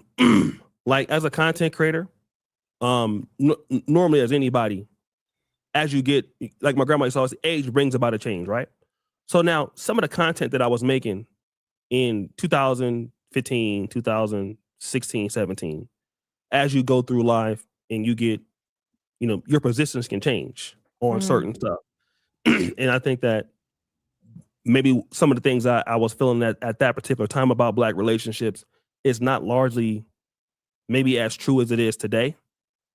So I think that, you know, sometimes, you know, as you change with your shift, then some subscribers kind of fall off because, you know, what they may feel is now you're contradicting yourself, and to a point that could be true, but really where it's just that you've kind of changed your mentality towards certain things, not everything.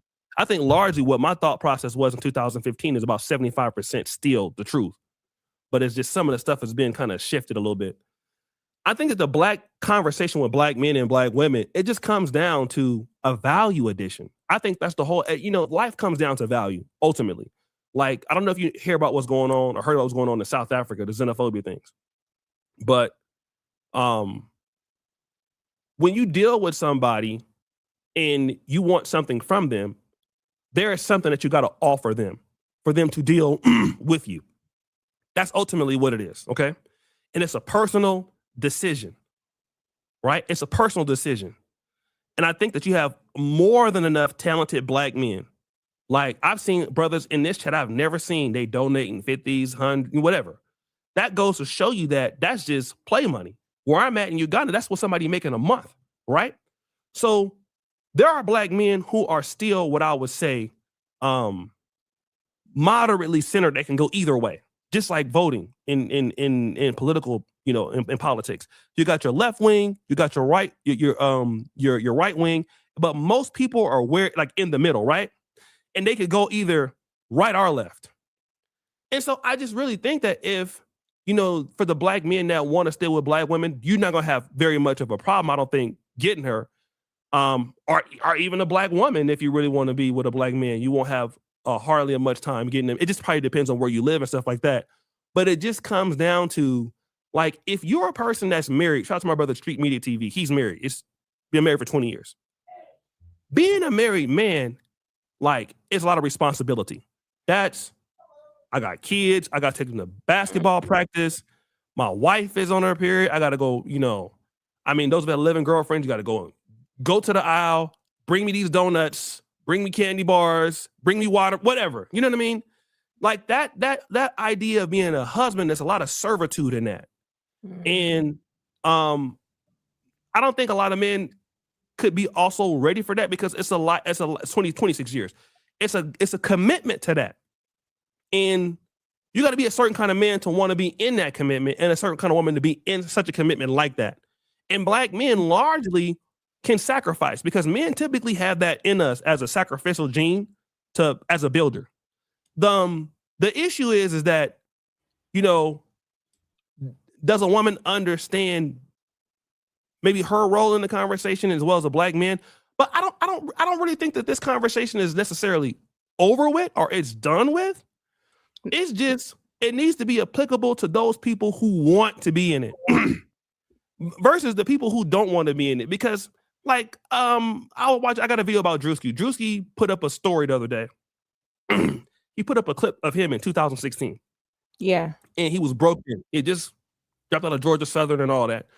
And he said, he told Meek Mill that I'm gonna be on your level one day. Right? And we never think about, like, if we want to be a husband or a wife, that we have to be with that same mentality as if you wanted to make it in a career. Like you would have to approach fatherhood. And I'm just now thinking about that now. You would have to approach fatherhood the same way that how I would approach my YouTube career. I would have to approach being a husband the same way that I approach my YouTube career. I approach medical school, or like, I can't think of it as a by the way sort of thing, right? Like, I'm married, and that's just by the way. No, that's not a by the way thing. And when you do that, it's not pretty. You know, you got to put food on the table. You got to be responsible. You got to be there when you're supposed to be there. You got friends who not married and all that stuff, and you're not like them. And your responsibilities are not like people who are not in your position. And I think sometimes, a lot of times, as like men who were not married, and when we would talk about our things in the black community as what women should do for us, once I started talking about, let's say, married men and what they had to do every day, I kind of got a greater understanding of really what it was to be community minded. Like, you know, your son may have a friend who's not, don't have a parent, and you taking him like George does to a college tour or something like that. You know what I mean?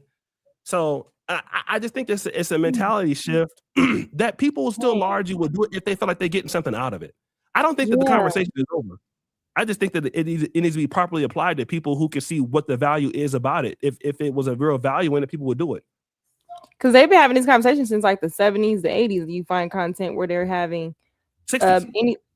60s. It's like when you get to, I think there's always going to be necessary because the way men and women view social issues, you know what I'm saying? So it just made me think, if we constantly are on these sides where one group doesn't care, the other person cares too much, it's like at this point, all we can do together is fuck. Like there's not going to be any type of, and it's crazy because you be nice enough to get to the bed. So it's just continue everything else. So I don't know. It's just a little weird. All right. Shout out to Leslie. I'm going to read this super chat really quick. So the issue is black men do not approach the correct way, i.e. A, you fine, B, come here, etc. That's why many get the response they get from black women. Even Kevin Samuel stated black men are too informal with each other.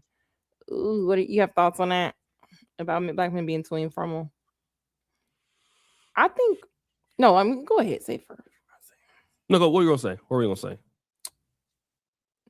I agree with that, like on a approach standpoint, but like when it comes to content or just like this being approached, I think men use conversations or certain things to look like they're better than the other men to position themselves. It's like they may want something more from you, but they camouflage it in a way of maturity or just, mask it to where they're trying to yield to that particular woman. So I think sometimes you'll find some men may come off informal, but depending on how she carry herself or what she may perceive, I'm going to come off and kind of blend into how she is. Like, for example, the pussy to podcast pipeline, podcast to pussy pipeline. You know what I'm saying? It's more like a thing like, yeah, I agree. You are not like the other girls. And then you trying to get in. It's just like a weird thing. And you don't realize you as a woman, you're so used to maneuvering through men's sexual, you know what I'm saying, energy that they express in many different ways. So it just makes you think, damn, am I giving the wrong impression, or do men just have a general informal way of addressing women sexually, or is that what we get? Because I don't know what other cultures of women get. You know what I'm saying? So that was my thought on it. Okay, so let's go back to Kevin Samuel's point of view. And I think that it could change depending on the age of the man. But largely, if you hear men, like, okay, Leslie's point, the issue is black men do not approach the correct way. Hey, you're fine, come here. One of the reasons why black men have adopted are some of them that approach, because largely it has worked. Mm-hmm. You know, and it just sort of, and it depends on who the man is, right? If the man is attracted to that woman, then she might overlook the approach that he has. And so there's a lot of dudes who have gotten women because of that approach, because that's how they've been learned to do it or all that. And then if they, the woman keep walking, well, fuck you then, bitch. I remember that one. But I think that, obviously what I see is the issue now from a lot of the younger guys. I mean, a lot of the older guys still approach and have kind of refined their technique. Yeah. But from what I'm seeing from the younger guys is that they don't even want to approach, or if they do approach, they're not even really asking for phone numbers or just Instagrams. It's kind of what they're looking for. Yeah. So men largely, from what I see, are approaching women less these days. But I get what she's saying. The pushback is you're not approaching a lot. But then I hear so many women say, that's attractive. Men don't even approach me. Men don't talk to me. Men are intimidated to say something to me. Yes. So, I mean, I just think, again, it's so much that could be said about that. But largely, here is something that I will say. Okay. Especially with what somehow the women are dressing today. And in comparison to where I live, I mean, obviously women wear things that are revealing, but I was watching this walk around in Orlando. Mm-hmm. And now I feel old because I feel like I'm thinking about it because as my grandma said, what is these women doing? What do you some women dress so provocative. If you pull up her comment again. Oh, let me go this guy DJ Torch does not like me. Brother, I'm trying to get my thoughts together, family. Do you want to come on the interview? He's saying nothing, basically. You want to take calls in a second? See if no, let me just pull up the thing. I'm trying to get my thoughts together. Oh. So if you pull up that comment, if you dress a certain way as a woman, you're going to get a comment that's like that, depending on how you look. And there's some dead giveaways for how women look that could get this kind of commentary like this. Hey, you fine, come here. This is all, stuff like that. And I'm not trying to say it's right, but that's largely true. That's what I think. So some things that could be is how you present yourself. Because if somebody think that you are what they think is a 3 or 4, are you easy? It's very difficult for a man to approach you very respectfully and very nicely if he finds you attractive but think that you're a whore. It's going to be difficult for a man, especially a young man. It's hard for him to mask his intention. An older guy could do it a lot better, but a younger guy can't. Yeah, and I think a lot of us do like the older men, especially at a certain age. You start, because you made a lot of jokes about your hairline, right? But a lot of men get married with the hairlines. I mean, look at our president. You know what I'm saying? You can just do a little cute little Fantasia. They got the man units, or just go bald. One thing with our hairline, we got to go figure some shit out. And then y'all tease us about it because y'all see our little screen door in the front of our head when we get the lace. Y'all, we don't like women wearing the wigs, but it'd be like a lot of times they need it as saving, So I don't know. It just made me think, but I don't want to bombard you. Y'all, people know I'm here. I did kind of want to take calls, but I'm a little weirded out. I don't want you to feel uncomfortable. I'm pretty sure there's going to be somebody. I usually do one at a time, but you know what? Because I don't want. Yeah, let's do it. Let's do it. Oh, I got a few more minutes. Okay, just to see they got thoughts. 10 minutes. I'm gonna drop the link, you guys, for anybody who has questions, thoughts on this. At this time, I know there's gonna be some shit in the game too.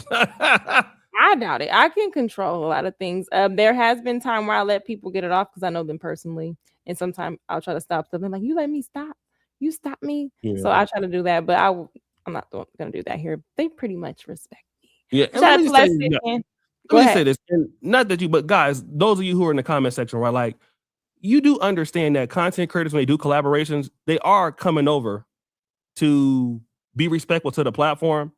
And so when you get people that are just rude for no reason in the comments, when somebody else like, okay, I'm gonna come and spend my time with you, it is disrespectful. I mean, even if you don't like what somebody is saying, so y'all should like, you know what I mean? Like, you know, we're doing this for, you know, for a collaboration, you know, to help show.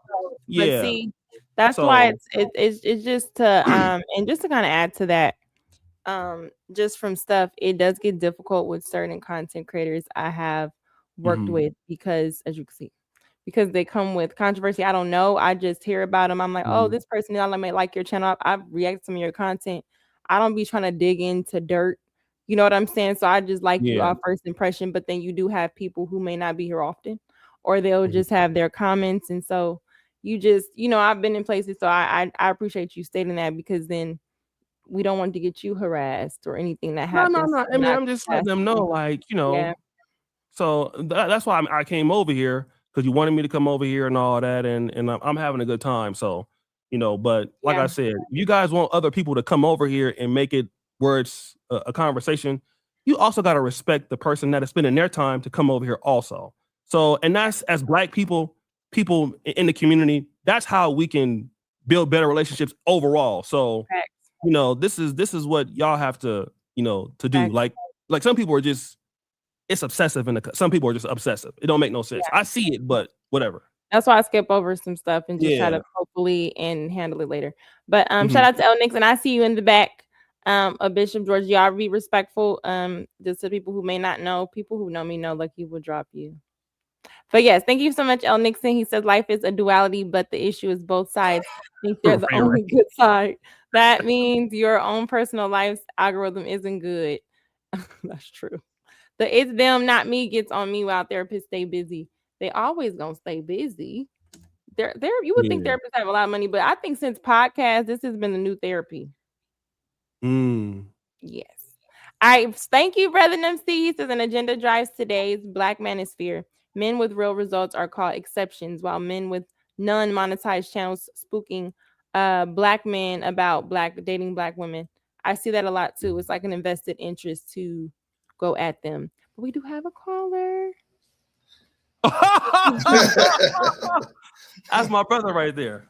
What's going on, man? You got to do a live stream tonight, brother. You want to do one? We need to do one on this topic. We need to do one on this topic right here.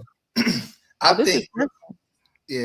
think that's my biggest YouTube influence right there. This is the man right here who got me straight. So when I was on my journey, that's my brother right here.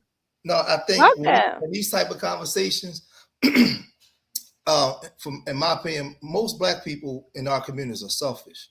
You know, everybody got an opinion on how relationships should be, but if you sit back and you listen to people talk, the women and the men, they selfish. Understand that long-term relationships, it takes sacrifice and commitment beyond what you can comprehend. You got to live it. Like you got all these philosophers and all this kind of stuff. Like me being married for 26 years, I'm telling you, like, you got to live it, like literally live it. I don't listen to none of that stuff these people be saying, because it goes into a gender war. The women got their thought process from their experiences with men. Men got their thought process from their experience. But a lot of people that's in the Black community that's actually doing the work, the majority of them people don't anybody listening to them. And I've learned being on YouTube for so long and having channels, they don't listen to us because it takes work. And most people ain't willing to do the work. It's profitable in talking about it. You can make a lot of money in talking about it and running your mouth. But the actual people that's doing the work, man, if I go live to talk about marriage, me and my wife, we won't get 1,000 people in the room, because we represent what people say they want, but it takes work to do that.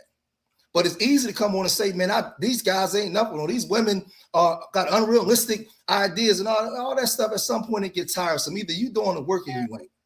That's just what it comes down to. And most people ain't going to do that because the algorithm ain't catering to that. You're going to cater to what the algorithm is catering to. So honestly, when it comes down to it, a lot of our people we just sell each other out for money.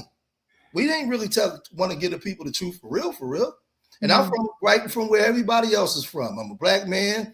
Based off the statistics, I wasn't supposed to be married to a Black woman for 26 years, raised 4 kids and 6 grandkids, but I did. Right in the middle of the 80s, 90s crack era Philadelphia, I did it. So if I can do it, we ain't got no excuses. It just comes down to what you want to do and what you're willing to be committed to. And that's just the way I see it. And lastly, it comes down to our choices too. Sometimes, man, we make bad choices in women, or you make a bad choice in man. You gotta, you fall down, you get back up, and you use your discernment. Man, it just comes down. I've been married this long because I chose to be married this long. This is something that I wanted to do. Something I want to do, and it takes work. It takes work even when you don't feel like doing it no more. You got to still keep doing it. So I just ended there, man. It's something that you can't comprehend. You can't conceptualize it. You got to actually walk it. You got to walk in it. Other than that, man, you just listening to somebody philosophizing something that they never did. So and just to know that I'm getting more familiar with other type of voices and things like that. Just while I'm being more consistent, I'm trying. It just is like I like to hear real men who are married just kind of add to media, and not just be, and then just to kind of combat, like, he's experiencing trolling. I think we all experience trolling. You just kind of go with it, but these be grown people, you know what I'm saying? And then they come and have an invested interest, and I can kind of get it, but then it makes me think, what is going on with each other? Where it's like this person could have said something this time, this person could have said something, but people evolve. That's what the conversation is. What is it that you think holds us, where we hold women, we hold men to this idea, not even necessarily who they are trying to evolve to, not even trying to take a new understanding, but we're holding you to this idea. Where do you think that comes from? Like, you know what I'm saying? Because like you said, we watching everybody else. We watching everybody else's relationships. We taking advice from everybody. And what this woman might be saying online don't pertain to your life. I told O'Shea one day when he was dealing with the Manosphere, I said, O'Shea, why you keep complaining about those women? That's not your life. You propagating something online every day that ain't got nothing to do with you. You ain't got these problems with women. You leveled up. Remember I told you that 3 years ago. Yeah. People are living through other people's lives and not their own. And I just told my nieces this. I said every black woman ain't in a bad relationship. They not sad or angry or mad at black men. Why are you regurgitating what you hear these people say? You happy with a husband. What are you talking about? Mm-hmm. That's not your story. That's not your story. I tell this to people all the time. So they on here disgruntled about a man or a woman, and then you echoing them same sentiments, and that's not even your life. And then you bring that energy home into your house and ruin your whole house. That's the stuff that's going on. People like this internet stuff, man. I'm telling you, like it's crazy. It's crazy. Some of this internet stuff can be insane, man. Some say the internet is the Antichrist, but I do like this question because you are in the motherland. I wish to go to Africa, and if you ever get to visit, side note, if you ever get to visit Khalees's farm, definitely record it. I don't know where it's at. I think it's Ghana. She's in Kenya. Yeah. But yeah, how do you feel about the FBA phenomenon while being in the motherland? Do they even talk like that? So the same problem that is going on in the pro-black world is the same kind of thing we're talking about, which is again, I've always been pro-black American, but I've been living here, and we have a community of people in the diaspora here. And I think that the issue you can have hashtag FBA is where is a lineage, right? So you can't deny where you're from, right?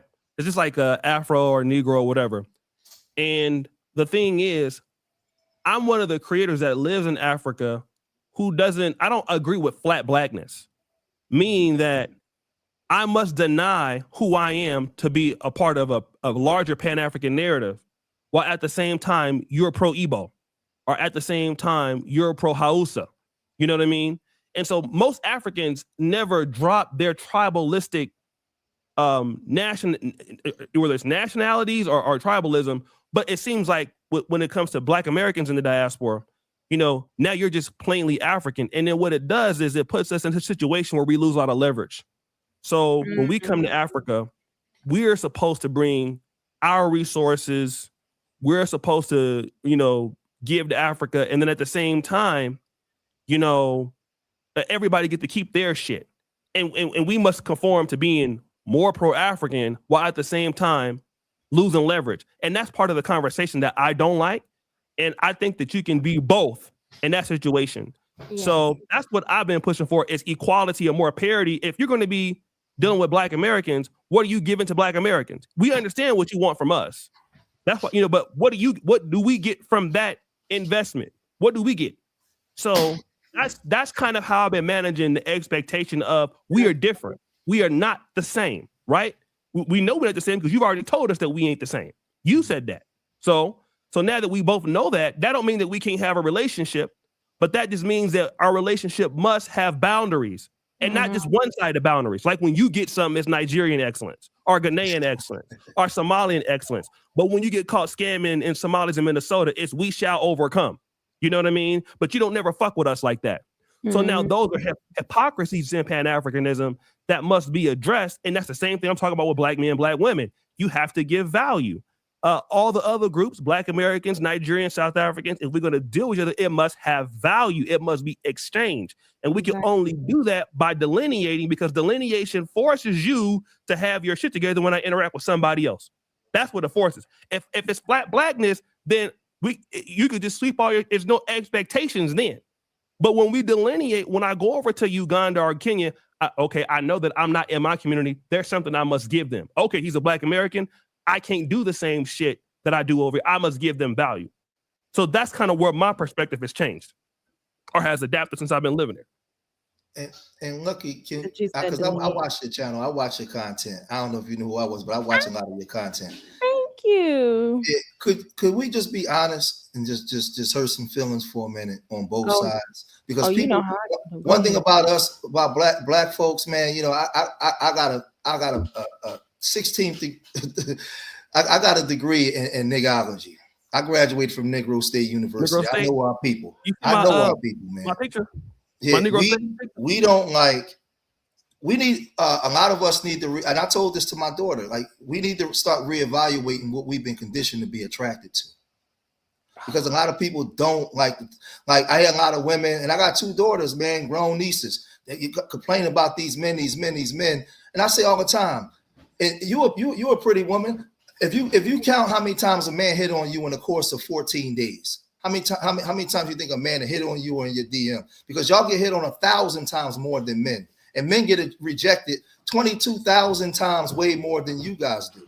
And I say all the time, I tell them, I say, listen, some of these guys that you keep picking and you keep getting the same results because you never did an evaluation of what you're attracted to. Sometimes give this guy over here a chance. Give this guy over here a shot. He may not have everything right now, but he's definitely working till he has the potential, right?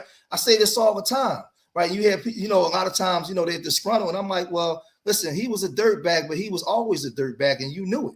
You knew it, but this is just what you've been conditioned to be attracted to, right? And I'm speaking as a father now, as an uncle, as a big homie. This is what it is, right? And the same thing with the guys too, though. I hear guys all the time, oh man, she taking all my child support. But dude, you got 4 baby moms. Like, and then some of them will say, because I don't spend time arguing and debating with the with the Manosphere dudes. That's how I met O'Shea through the Sunday Rumbles back in the day, right? These guys will come and say, well, we don't have no kids. Well, you don't have no kids, but it's still your choice in women. You like the bad bees. That's why I had the series Death to the Real Jigga and Bad B. Right? Y'all like the bad bees and they like the real niggas. But if you notice, if you walk into a room and a room of women, you say, well, who in here a hoe? None of them will raise their hand, but you can look at their behavior. Right? You walk into the room with the guys. Well, who's doing this? None of them admit it, but you just watch their behavior. But then everybody come on here and scream, woe is me, and I'm the victim. No, it's your decision making. And 90% of y'all. Now, nothing's 100%, because sometimes you can think you made the right decision and they turn out to be a wolf. Right? Yeah. But most of them, man, I'm from the same place y'all from. You need to do an evaluation of what you are attracted to and why you keep attracting the same energy in your life. The common denominator is you. You like Big Dick Daryl from up the block that all the other girls like. Nobody told you to get with him, but you heard the girls talking about him, so you went down there. And it's just the truth. It's just the truth. It ain't got nothing to do with being misogynist or hating women. I'm the big brother on the block giving you advice that don't want nothing from you. That's telling you the truth. He ain't had no business being your baby father. None. That's your fault. Yeah. And vice versa. But we gotta start having them real conversations where we take the emotion out. And if the brother from the block is talking, that don't mean I'm talking down on a woman. I'm from the hood. Listen, when I ride by my car and I see these women with these babies by themselves, I get upset about that too, because I'm the one that stayed. I'm the black man that stayed and took care of my kids. I don't like seeing these women single and all that, but it's not always the man's fault. It's your decisions too. Yeah. I like that you said that, because the control your attractions, that's like more of a thing where you have to assess who you are to figure out. Because one of the things, sometimes I did a video on mother wounds, which that's just one aspect, but just use as an example. You don't realize certain wounds you have from childhood have a direct reflect on how you make those choices, because good decision making is something learned and taught to you. So what could seem like a good decision to you at the time really isn't, but your skewed view is so used to chaos or things that you have to work for, things that just seem like poverty or struggle. So because you're so used to those things, you keep making decisions that kind of put you in more of a struggling situation, because any healthy approach seems foreign to you. It seems toxic. It seems like you're being mean. Like, even just hearing accountability, you ever try to talk to somebody who's an adult about accountability? It's like almost like you're doing they're gonna lash out at you just for asking them to self-reflect, but they can tell everybody else this all day long. You know what I'm saying? It's just like I never understood what is that, because even me, if I make a bad decision, you don't like the way that shit feel. So you like, let me do something different. You know, I never understood that, but yeah. On my channel, I had this conversation all the time, and I always say, as a man that's been married for 26 years, right, with multiple siblings, one thing I hate is being the dad on the grill when the whole family over, and that one brother or uncle or cousin come over that you know that's a piece of crap, but but he got a nice car, some money, and everybody love him, but his kids is always at your house over the weekends because he ain't worth nothing. So I speak about this because I'm that dad that stayed. Right. So I see the degeneracy in our communities on both sides. Right. And I criticize it. But I get criticized a lot or being a man that stayed, that actually showed the family and represented. I get destroyed for being an example of what people said that they wanted. And I call this stuff out. Yeah, the kids is at my house. I created my program, Urban Nerves. I'm taking other people's kids out and doing things with other people's kids because either the mom ain't make the good decisions and the dad is a bum. It's just the truth. It's just the truth. So I see it all the time. So I'm saying all that to say, like, a lot of times, man, going forward, we need to start reevaluating what we've been conditioned to be attracted to. Because what society and some of the things within our culture has told us to be attracted to is what's hurting us. Sometimes you dating this man, you know damn well you shouldn't be dating him. But you're dating him anyway because you don't even realize that's what you've been conditioned to be attracted to. That guy right there on that bus stop, or you see at the gym or come to your job to try to talk to you every single day. And God sent them to you, but you don't even see it. That's your husband right there, but you keep denying him. Oh, he ain't tall enough, or he ain't cute enough. What the hell? No, he's sending them to you. You prayed and asked for something. He sent them right to you. You keep sending them away because he ain't aesthetically what you think he should be. And us as men, we do the same thing. Oh, she too nice and she too good, or she ain't sexy. We do the same thing. Men talk. You hear men when we talk. We do the same thing. Surface, lustful type of choices, and it just seemed like at what age? And y'all up here, and y'all are great. I just love being around strong-minded men. Keep being y'all. I know it sounds cliche, but for real, it just made me. What do y'all think is like when it comes to people? Because this is the one thing, right? Y'all seem like men that are unapologetic to speak up for yourself, especially you, Bishop. You seem like you're going to say what it is, and it could be the fatherness in you. I think most men should carry a father presence, if that makes sense. Why would you say a lot of men today still feel like they don't have a voice in these dynamics? Because at times I don't say anything. I could tell you when I was speaking like this, and I had my channels holding black men accountable. This very second I start speaking on black women, holding black women accountable, I lost half of my subscribers. That was it. They was gone. They weren't trying to hear none of that stuff I was saying. So a lot of times, and you gotta remember, most of our communities are single mom raised. So we grow up inside the house, like a lot of our women. It's not just their fault, because I can get in a whole thing about this W supremacy in the system. A lot of our women are not used to being held accountable by men like that, or told what to do. We grown up in mom raised homes. So when you start speaking like this, like a lot of times they're not used to taking that type of accountability. Right? Or that's why you'll see online, even when some black women step outside the fake sisterhood and start speaking out, they call them pick-me's and call them names, even though they know it's the truth. See, you gotta understand something. If we grown up in a house of dysfunction, and mama dysfunctional and dad dysfunctional, you think you not? All of us are. I'm just as dysfunctional as you. You just as dysfunctional as me. So if once I'm finished calling out the son, I'm gonna get to the door. Yeah. We all got our dysfunction, and we got to be able to take the emotion out and just listen, man. Because every brother that's criticizing you don't want nothing from you. He may just love you. I love my people, and I want to see us do better. And I want to see. And as a father, I know when a lot of these women's out here being bad bees and doing things, doing wild stuff. And remember, for every man that's a dog doing wild stuff, there's a woman providing a service. So we doing the same thing. Y'all ain't doing nothing no different than we doing. We all doing the same thing. You might not be doing it, but your homegirls are. We all doing the same thing. It's just the truth. But the women end up getting a short end of the stick a lot of times in our communities because they get stuck with the babies. Yeah. So move, boy, my son. Yep. Like it. Just go ahead. Right, I remember when he was so small. Yes, that's my son. That's like I said, my son, my children live in the home with me, raised in the home with their father. So, like I said, I stayed. I made babies and I stayed home. I stayed with mine.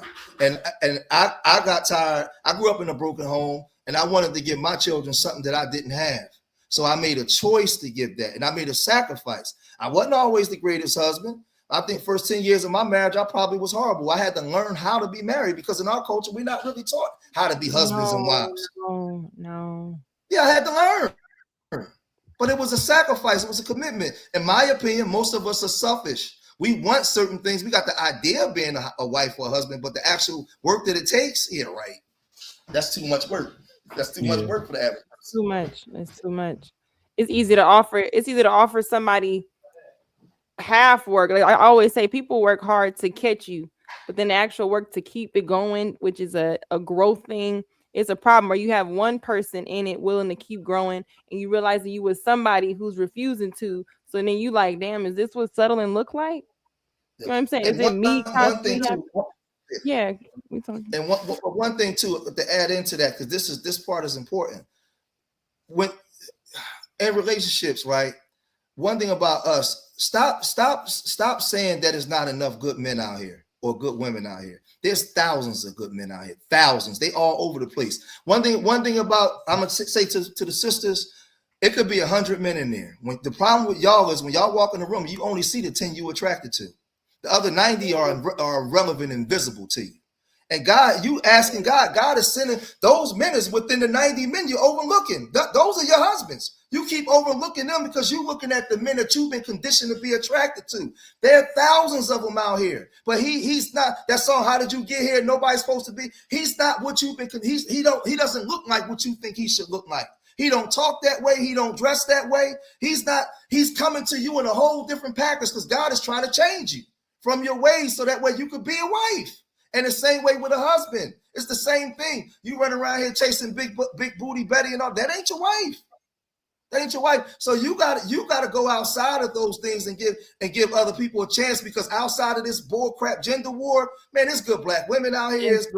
It's people out here having a ball, living a great life that's black, that ain't part of none of this foolishness, man. But you keep generating this energy to yourself because this is what you give your spirituality to every day. So this is what you keep manifesting. It's what it is. Hey, look, I let it breathe a little bit because some people like to talk fast. I let it, you cook. Look at you cooking. O'Shea, what was it that they messaged you that you forgot? I don't want you to forget it. Who? Oh, no. This wife school. She emailed me, I think, and I just forgot to look at it. I just remember the name. I'm like, oh, that name is okay. I thought it was this was fun, and this was a fun surprise. I didn't see anyone come back up here, so I'm just gonna respect y'all time. Thank y'all for coming to this conversation. I don't know some people here. I hope that I handled the conversation well for you. I hope you enjoyed it. I hope you got to know a little bit of Lucki, both of y'all. You said you watched me, so you kind of know. Fun. You see how I was on my best behavior. It was fun, and I think the comment. I mean, there's some people over here that probably didn't like me or whatever, but I thank them for, you know. I'm gonna say I didn't know. I don't know who don't. I've been in places. I'll be getting new people who don't like me. I'll be like, oh damn, like okay. Oh, Leslie Martin. So they wanted to join, but I just want to say this because I don't think that content creators back in our day, we kind of collaborated more than what I think content creators do now. Yes. I don't know. Is that true in the sector? So, and people not used to it, but like I said, if we can do it, it's good. You know what I mean? But yeah, like people can't be just like trolling, because even if it's not me, other content creators will probably feel like, nah, I don't want to go on. I don't want nobody harassing me and stuff like that. So it's just good if you can help other creators. Like, she has a smaller channel than mine, so we're trying to bring her audience and trying to help. So look at it like that. Look at it as we helping the sister out, right? So for those of y'all who think you so hateful against black women, well, I've been donating the whole stream. What y'all niggas been doing? I'm gonna correct that too, because there's a black woman who supports me a lot. Sometimes it brings tears to my eyes, because at the moment I be feeling like, fuck all these people. You know what I'm saying? My fofo make all sure y'all kids don't grow. When I feel like that, LuckiMaree. What about her? It's like she's so supportive. Even she'll oh yeah, she real cool. Listens to the content. It ain't just, oh, Cloud, they say this. She like, what you gotta say? I rock with what you saying. They and call I like her pick me too, because she support black men. She get called a pick me. And it's she's the pick me thing to me is always interesting, because it's the women that saying pick me are the women that are in the spot because they want to get picked.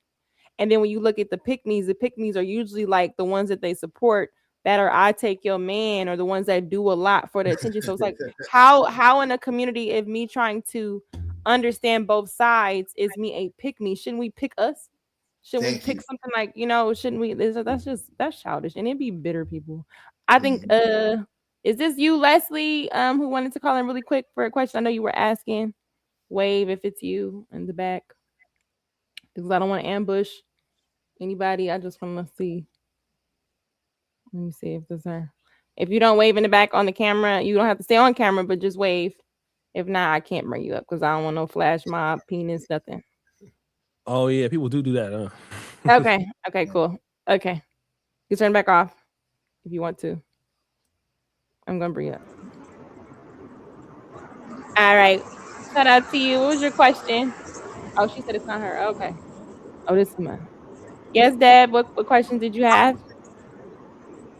What's going on, everybody? Hey, great show going on. But to what Bishop said and what O'Shea said and what you said too, Lucki, the whole Manosphere thing is like, this is what I concluded to. Everybody is niggas left one church to go to another. Like, everybody done built up their congregation and just like making it to where like, hey, it's gloom and doom. Hey, these women ain't doing this. She ain't doing this for you. You need to leave her. You need to go ahead and get you another woman, go overseas, like passport bros, all that, bruh. Like Bishop said, bruh, everybody's become selfish nowadays, and nobody's want to really put in the work to actually make a relationship work and grow. So that's what we just dealing with. And the thing with podcasts, the internet, is the most illogical people are the ones that's talking the most. So it's just more fuel to the fire. So it's a constant thing of like, hey, well, it's all negative, and it's not positive. As you can see on the internet, how many positive podcasts or content creators do you normally get online? Like they're saying, hey, this is what you need to do in a relationship or into a marriage for it to actually work. Like Bishop said, you've been married 26 years. I'm pretty sure it was a lot of work in 26 years, right? Hell yeah. Exactly, but exactly though. But when you tell people that, they be like, nah, forget that. I need my fantasy about life or relationships to happen right now, immediately. Like if I talk to somebody by within a month, hey, we need to be married and engaged, living together. I need a big house. I need my car, my dreams, the whole nine. And it don't work like that. Like you have to work on everything and anything in life. But again, we just in the most selfish generation of all time, and social media and internet did not make it no better. Yeah. I think we got to climb into, Dev, that people have to get used that boring and not always chasing entertainment and excitement is a normal life.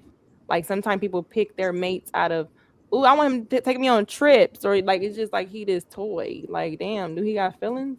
Thank you, Dev, for that. Go ahead. You had one more thought before I bring Leslie up to get them out here. Sorry. Yeah, but to what you just said, like everybody done made everybody a utility now. It's not nothing genuine. It's like, okay, What you doing for me is the only thing that matters. And like O'Shea said, like, okay, what value are you bringing to me for me to do any of that? You want me to take you on trips? Okay, what value are you showing? For the dude, if I want you to be submissive and all this other goofy shit, the dudes in the ministry be saying, okay, what are you doing? Oh, shit, breaking up. I don't know. Deb, you started breaking up, okay? But I was the guy that would give me a hard time. He sound nice on the phone. He sound like a real cool guy. You sound real hard on the phone, nephew. Bro, he was like, I'm like, but he was killing me the whole show. Him? Yeah, that was him. Oh, he was murdering me. Hey, we gotta finish this conversation, O'Shea. We gotta finish this tonight. I'm thinking to myself, I'm like, that's the same guy. This is Leslie. Who has something? She cute. Let me not say nothing. I don't want to be like Abba. She's cute. I'm married. I am married. Okay. How you doing?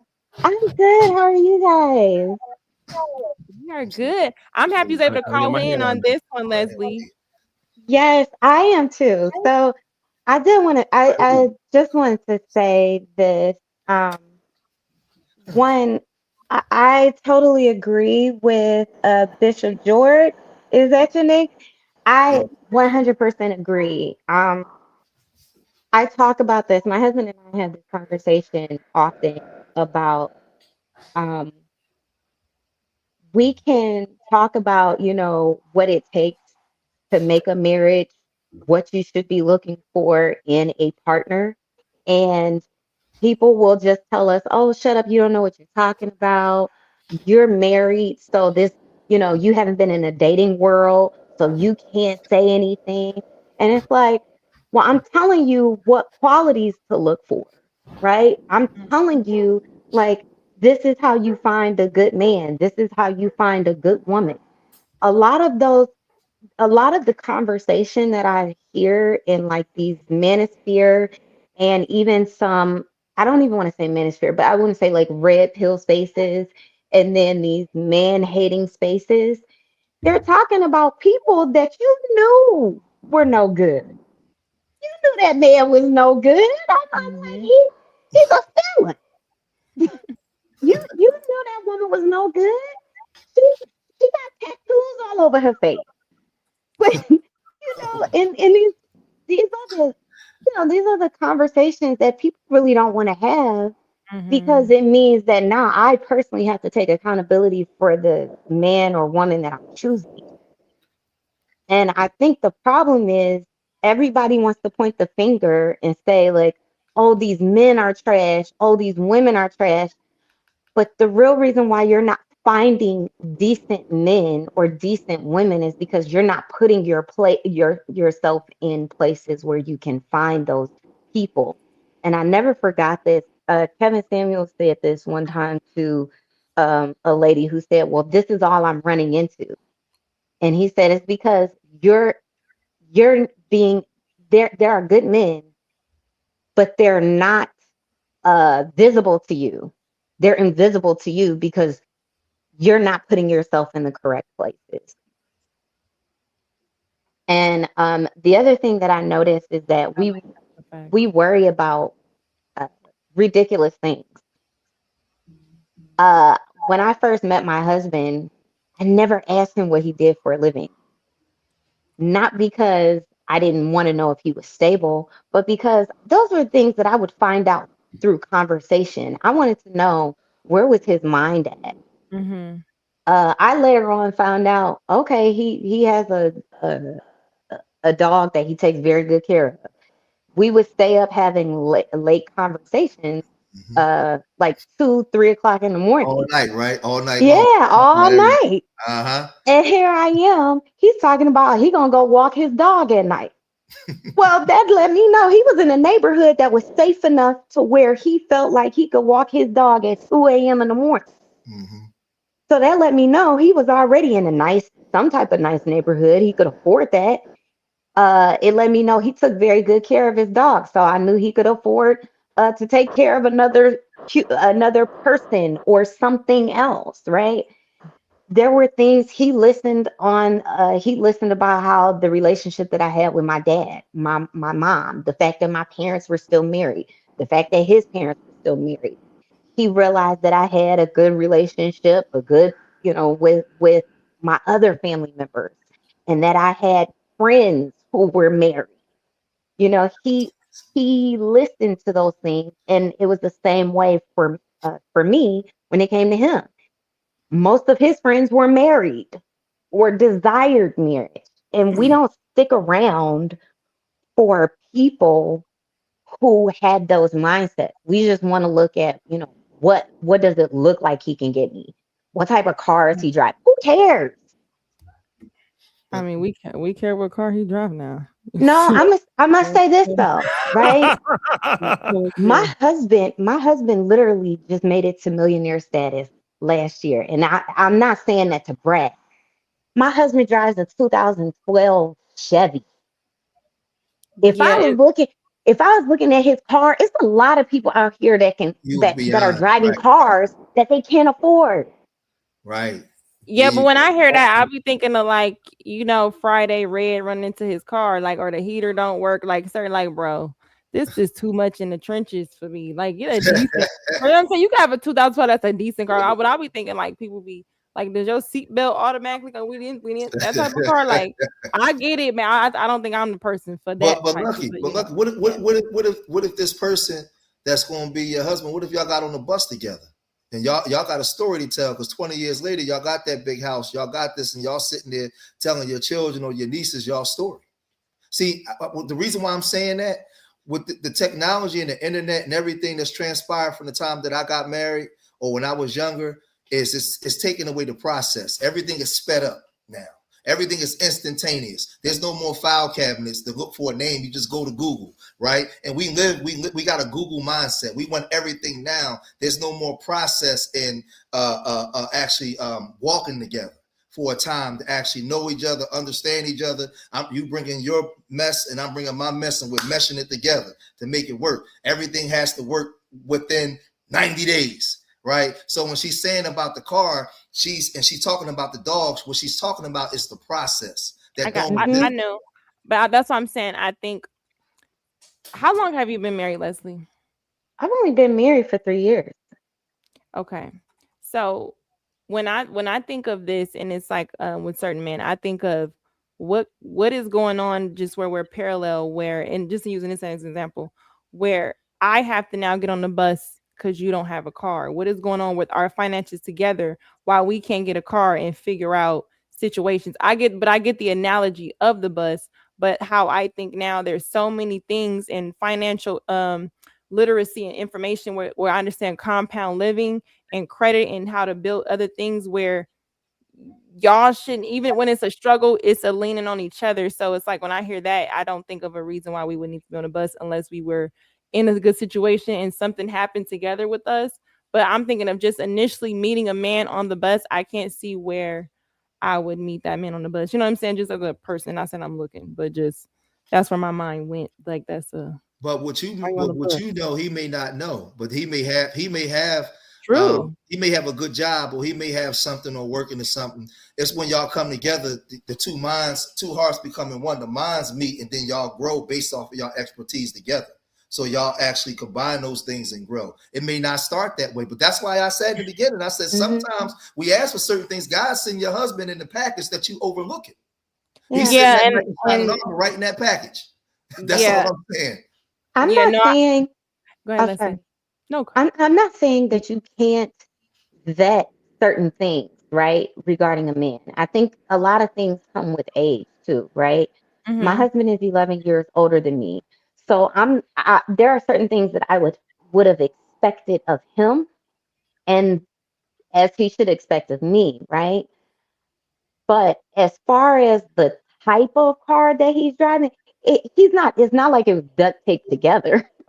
It's not like he had roads. Yeah, I just was saying that because to my ears, I always think of like, oh, he's desolate and this, and it's like we'll hear O'Shea, we're just doing this. You see men that aren't on skid row issues. Like we all got finance. So it's like a car, my nigga, like you can't just have a decent car, like a a Sonata, an Elantra. Was it I like understand what you're 15,000 saying. a Fiat, bro? Like we gotta I go understand what to you're saying, but I think what like, she was saying was don't because you know you don't know the you shouldn't person. have to Like have a that person can bin. have a lot, but that's just what they presenting.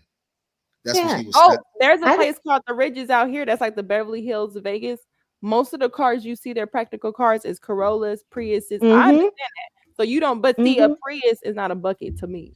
But I get the mindset of women. They're looking at and I know somebody who has a Maserati and his credit score is 522. There You you go. understand? Car note out this goddamn world. Like Right. that's insane. How Like much? I How much is would the catch car the note? bus. But yeah, thank you, O'Shea, for coming back. I just wanted to did you have something you wanted to say to O'Shea really quick, Leslie? I did No. want to. Oh, sorry. Oh, sorry. So I did want Go to ahead. Go ahead. Go ahead. I'm also listening. just add this too, right? I think when we have, because I think I was on the live when you were talking to Illa, and I said men will look at attraction, right? I think attraction is important. I definitely think that's important. I think once we pass attraction, though, I think one of the biggest issues that we have, especially in the Black community, is that we're so ready uh, to have sex and not get to know people, right? Um, my husband and I, we talk about this all the time because it really did happen, right? I'm clumsy. My ankle was broken, so we could not meet because we lived in two different cities or two different states actually, and so we couldn't meet. So for 2 months straight, we talked on the phone the entire time. By the time, now we did video chat and stuff like that, but by the time we actually physically met one another, we already knew he was gonna be my husband. I was gonna be his wife because there were fundamental things that we found out we had in common. And I think if Mhm. we just took more time trying to actually get to know, you don't have to go out on a date so quickly. And if you do, go to coffee. I know a lot of women that say, I don't want to do coffee, but there's a reason why I say coffee dates are so important. There's a reason why walks in the park, going to the zoo, something. Those are important dates because nothing can wow you. Nothing, you're not focused on how much is he spending on this date. You are focused on getting to know him. And by the end of that date, you can actually say, great, I don't think this is going to work out, but good luck. Or he can say the same thing. But there are things that you get to know about someone where you're actually trying to find out if this is a good mate for you. And people they're so ready to get to the physical. And I'm 37. When my husband and I met, I was like 33 and a half. I was going to be 34. We got married when I was 35. He was 46. Also, let's say I don't want to rush you, but I don't. Oh, I want to see what O'Shea, just to keep oh, respectful of time. sorry. Yeah, you're fine. Sorry, but I just want to just put that out there. Like, stop being in such a rush to have sex. All of that stuff will be there. Sex is gonna be there. I don't care what anybody says. Sex is gonna be there. But at least get to know somebody before doing that because that you do get caught up in the sexual aspect. Mm-hmm. And so it is just important to get to know people. I agree. I think some people have to be. I think it was when you said earlier, O'Shea, like what makes somebody choose you type of conversation. Is just I could try to get to know you, but sometimes you sitting across from somebody, whether it's coffee, a picnic, a walk, don't even know what the fuck to say on the walk. We just like, oh, okay.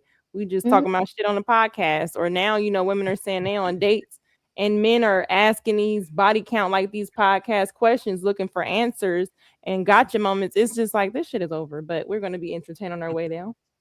But thank you, Leslie. I appreciate you calling in. Call in Thank on the next you. one. I do have to follow up on some stuff that you guys wanted to call in about, but I appreciate you. Oh shit, sorry. Girl, I didn't do that on purpose. I just be I do that on the phone. As soon as they like, all right, bye. I don't wait for the bye. Talk to you later. Love you. I'll be clear. Yeah. I'm subscribed to you. All your videos come up when you post something. Come up on my. Really? That's why I'm surprised when I seen those. I gotta be on better behavior because I'm gonna tell you what's funny about having a small channel. You think don't nobody watch you? Mm-hmm. It's so weird. Like you just be yourself in your element, and people be like, because I'm not really like the homegirl, so I don't really like it. I'm just open, you know. So it's just funny. Now I got to get to the point where people probably do watch you, girls. So, well, y'all gonna get this gangster shit. Just kidding. What's up, O'Shea? This was fun. Yeah, it was fun. Thank you so much. I don't believe it. What do you mean? It was fun. Yeah, this my brother came on. You're not getting a second date, George. He came on and preached after he built it up. He had to come in and you know how the preachers be praying. Another nigga come in and pray after him, try to outdo him. That's how he did me today. But I learned a lot from him. Oh man, that's cool. I was enjoying it because that's how, like, you know, sometimes you need somebody that was, and he was like a mentor of mine. Like where I'm at now, if it wasn't for him, I wouldn't have took that step so quick. And so once he showed me that, you know, there was certain things about my position, it helped me grow. I'm pretty sure it helps him grow too. So, you know, like I said, and that's kind of why if you see some of the celebrity stuff I do now, it's not just, you know, outside of the Dusty News Network. I try to have some kind of hidden message inside of like what I'm trying to say. Like the video gets you there, but there's something that's kind of deeper that I'm trying to pull out in some of my content in like my years like now than maybe before. But it's all great. I mean, I'm thankful for him in my life. I thank God for him, you know, and what he's done for me. And, you know, like I said, when you asked me to come on at first, I was like, okay, maybe she just, because it was right on time with a message like, well, since hey, baby, yeah, and you like, and you asked me again. I was like, fuck, I'm not gonna be able to get out of this. And I don't be pressuring people. I'm gonna no. I'm gonna tell you why. Because Zoom to Thailand, I had been ducking him for like a year. Oh, timing. So I was on there last night with him. And then I thought I had you both on the same day. You remember I thought I was gonna do it yesterday. But ultimately, you know what? I mean, it was good. Thank you for having me on. You know, I learned something. You know, it was good to interact with your audience, even the ones that didn't like me. But you know, yeah. But listen, you know, we all trying to build the black sector of YouTube. Then it's how we're gonna grow. Like we gotta collaborate within our niches to grow as content creators, right? So you know, we're gonna have people that you don't necessarily like, you know, but if they come onto somebody's platform, that means that, you know, they do at least like the content creator enough to come and do that. So because I didn't know that. See, and I'll be finding people that I never know who's watching. So, and it be real is watching, and I'd be like, you know, when you used to talking to dweebs, it'd be like, damn, where y'all at? Can the real? I know there's a God, you know, like somebody. Yeah. I appreciate it. I do want to bring you down, Bishop, but I really respect it. Hopefully, we could work together on something. Yeah. Hey, I want to get that 25-year energy here. Yeah, go ahead. I think we're gonna go live again tonight. The brother, we might go live again tonight. This needs to be our topic. This is part of our topic because somebody says something. Be real quick. Somebody said, George, you've been married since NWA was together. You are out of touch. My talking points is outdated. I want to say this to you. At my age, right?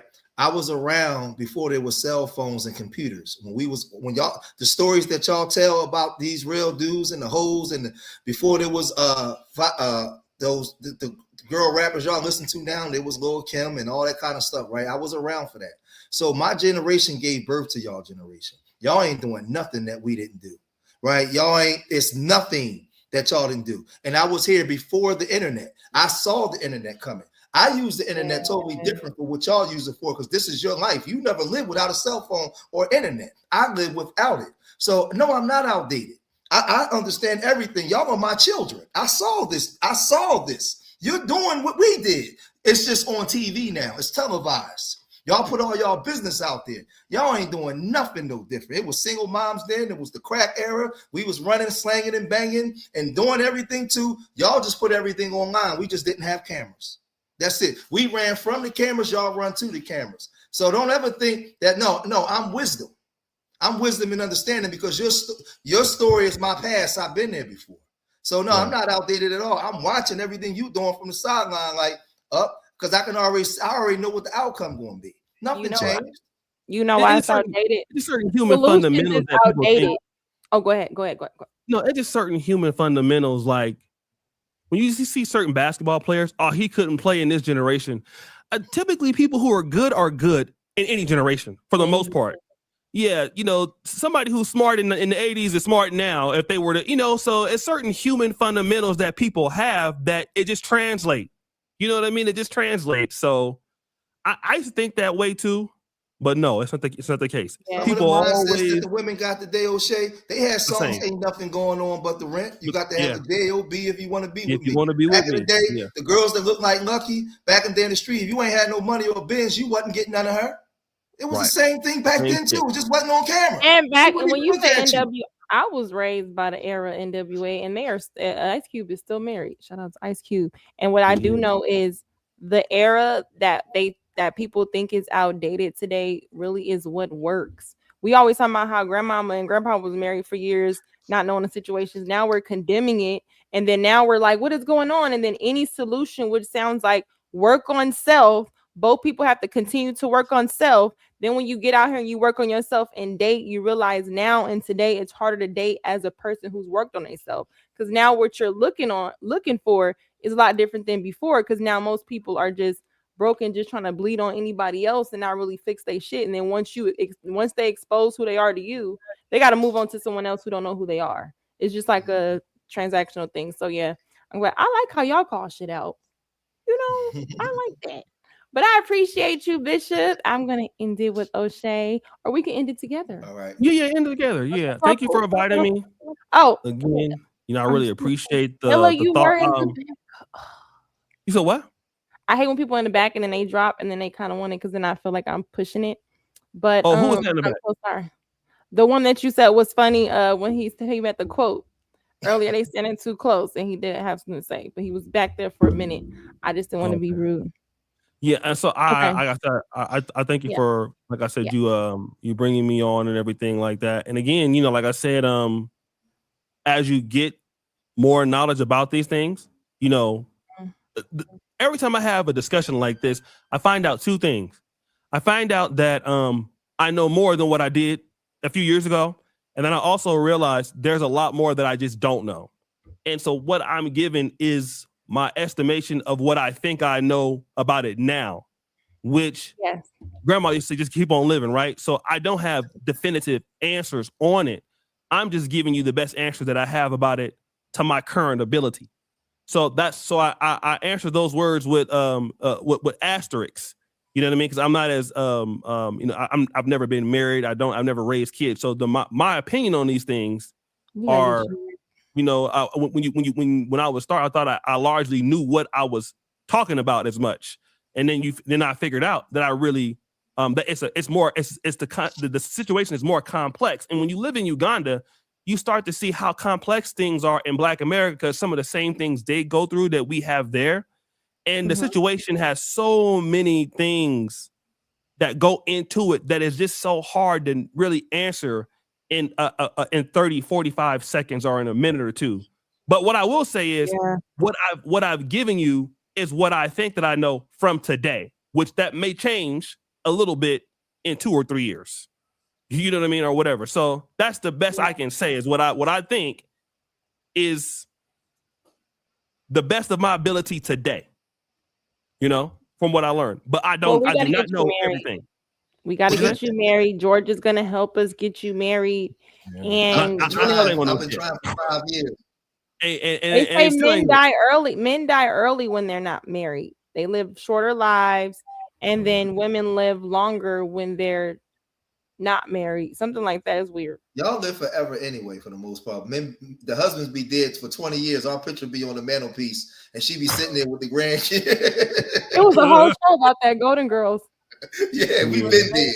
Yeah, that's funny. I thought you had way more subs than this. I look at your channel, all your videos, but I never.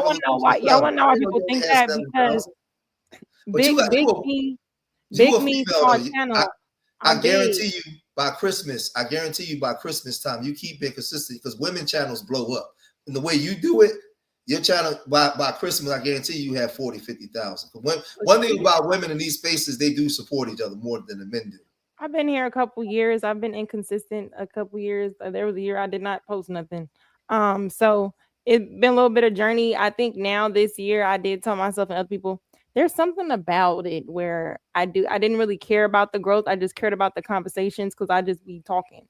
And now I kind of care about both. So it was a minute where I went through something where I'm balanced, but that kind of gets attacked. So then it's like they think that you're straddling the fence. They think that you can't pick a side. I don't look at a side. If we look at all aspects and we all on the same side, let's fix the problem, you know? So you kind of learn different things. So you kind of like not like it. You feel like I do like my channel, but people stupid as fuck. Do they really like me? I'm telling you, you gotta be thick skinned. Don't worry about none of that. Like whatever stance that you have, you stand on it. You stand bold on it, and you stand on it. And the audience that's for you will come. If you get caught up in like when you get offline, you take offline what somebody might have said or comment somebody, man, don't worry about none of that. You stand boldly on what you stand on. I guarantee, especially the women channels, y'all channels blow. I've been in these spaces a long time. It took me forever to get to 60,000 subs. Man, y'all be getting to 60,000 subs when y'all consistent damn near overnight. So all you gotta do is stand firm on what you stand on, and the people that's for you gonna be for you. I'm telling you. That's how you're able to get this knucklehead on here, because he don't really come on nobody's show. He came on your show because he see value in what you're doing. I appreciate. I got that from a lot of things. I appreciate a few people, but I'd be like, what is the value? You know, I be trying to put it up, but I just like to say it's big me. On the small channel, the voice is big, the presence is big, it'll come. But I do, you know, ain't no big three, it's just big me. And everybody gonna always agree with you. I have people that Bishop, I disagree with you on this. So, but I wish they call in, like for example, the women. I love the women that support my channel because they're more balanced and they do kind of like me feel like, you know what, there's other women out there. But when you're used to the women that kind of support you because they feel like I don't really like her, but I like certain things around her, then you it's just so much going on, you know, because you still kind of do want to connect with women because you are women, but I have a unique experience anyway. So yeah, I just like being me. It's too hard to grift, but we are. If you got an opinion separate from the sisterhood, you gonna be like a person like me. I'm not pro-black man. Huh? Ain't no sisterhood. See that I'm breaking. Watch this. Me. And this is how I met O'Shea. I'm not pro-black man. I'm not pro-black woman. I'm pro-black people. I get in a lot of trouble for that. I would have been had 100,000 subs if I was pro one side. No, I'm pro-black people. Everybody get this smoke. Equal opportunity. Yes. Everybody gets it. So when you have that, the audience that's for you will come for you. I give it on Monday. I'm giving the man a smoke. On Wednesday, I'm giving it to the women. If you don't like it, unsubscribe. Case by case basis. Case by case. I've been able to get to 60,000 subs on my way to 100 by this stance. So I'm building my audience. Yeah. Well, I appreciate it. You guys are awesome. I love this. Well, you guys, I hope y'all enjoyed it. Like the video. I want to clip very much a lot of this up. I really appreciate it. Not in a bad way. I'm good at editing a little bit. I'm not as good as you. Hold on. You do something on your channel that I want to learn. It's like you're sitting there, it's green screen, but the video behind you. I'm like, how the hell do he do that? Yeah, that is a green screen. He got all those professionals back there. But how you put the video I don't know, whatever. That's just you just order a green screen. You could just set it up like a pull-up green screen. And then you can but I have studio equipment. Okay, so y'all rich. Like that. Yeah, I'm just a woman. I'm just a black woman in America. Not rich. Provider. Yep. All right. This is fun, y'all. I'm gonna call you. I don't have the green screen right now. Okay. Yeah. Well, you got some nice fancy African curtains. No, don't call me right away. I gotta go to the restroom. What you be like 30 minutes. You gonna call here? How you doing, brother? Pro-black. Oh, I told you something wrong with him, man.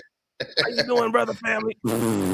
Hit me on the WhatsApp when you're done, so we see what time. Right before the stream, I ate this local African food. I'm leaving. Struggling, brother. Great meeting you, Lucki. I'm leaving.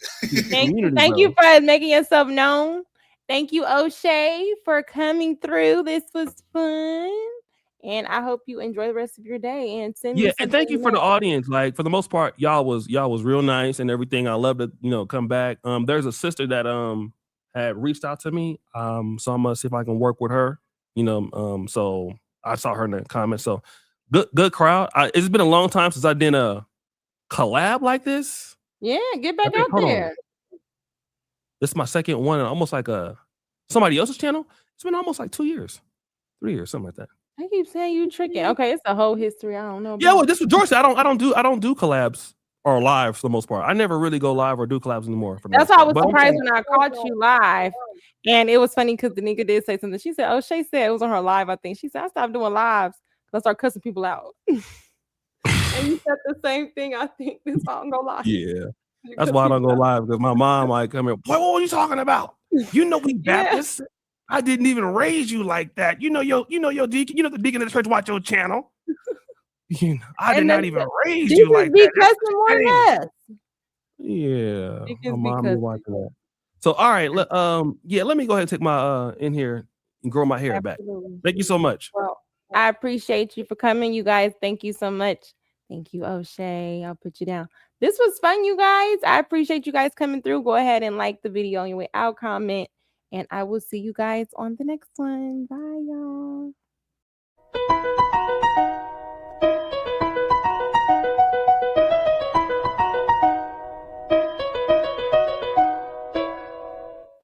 If you don't like me, that's fine. But,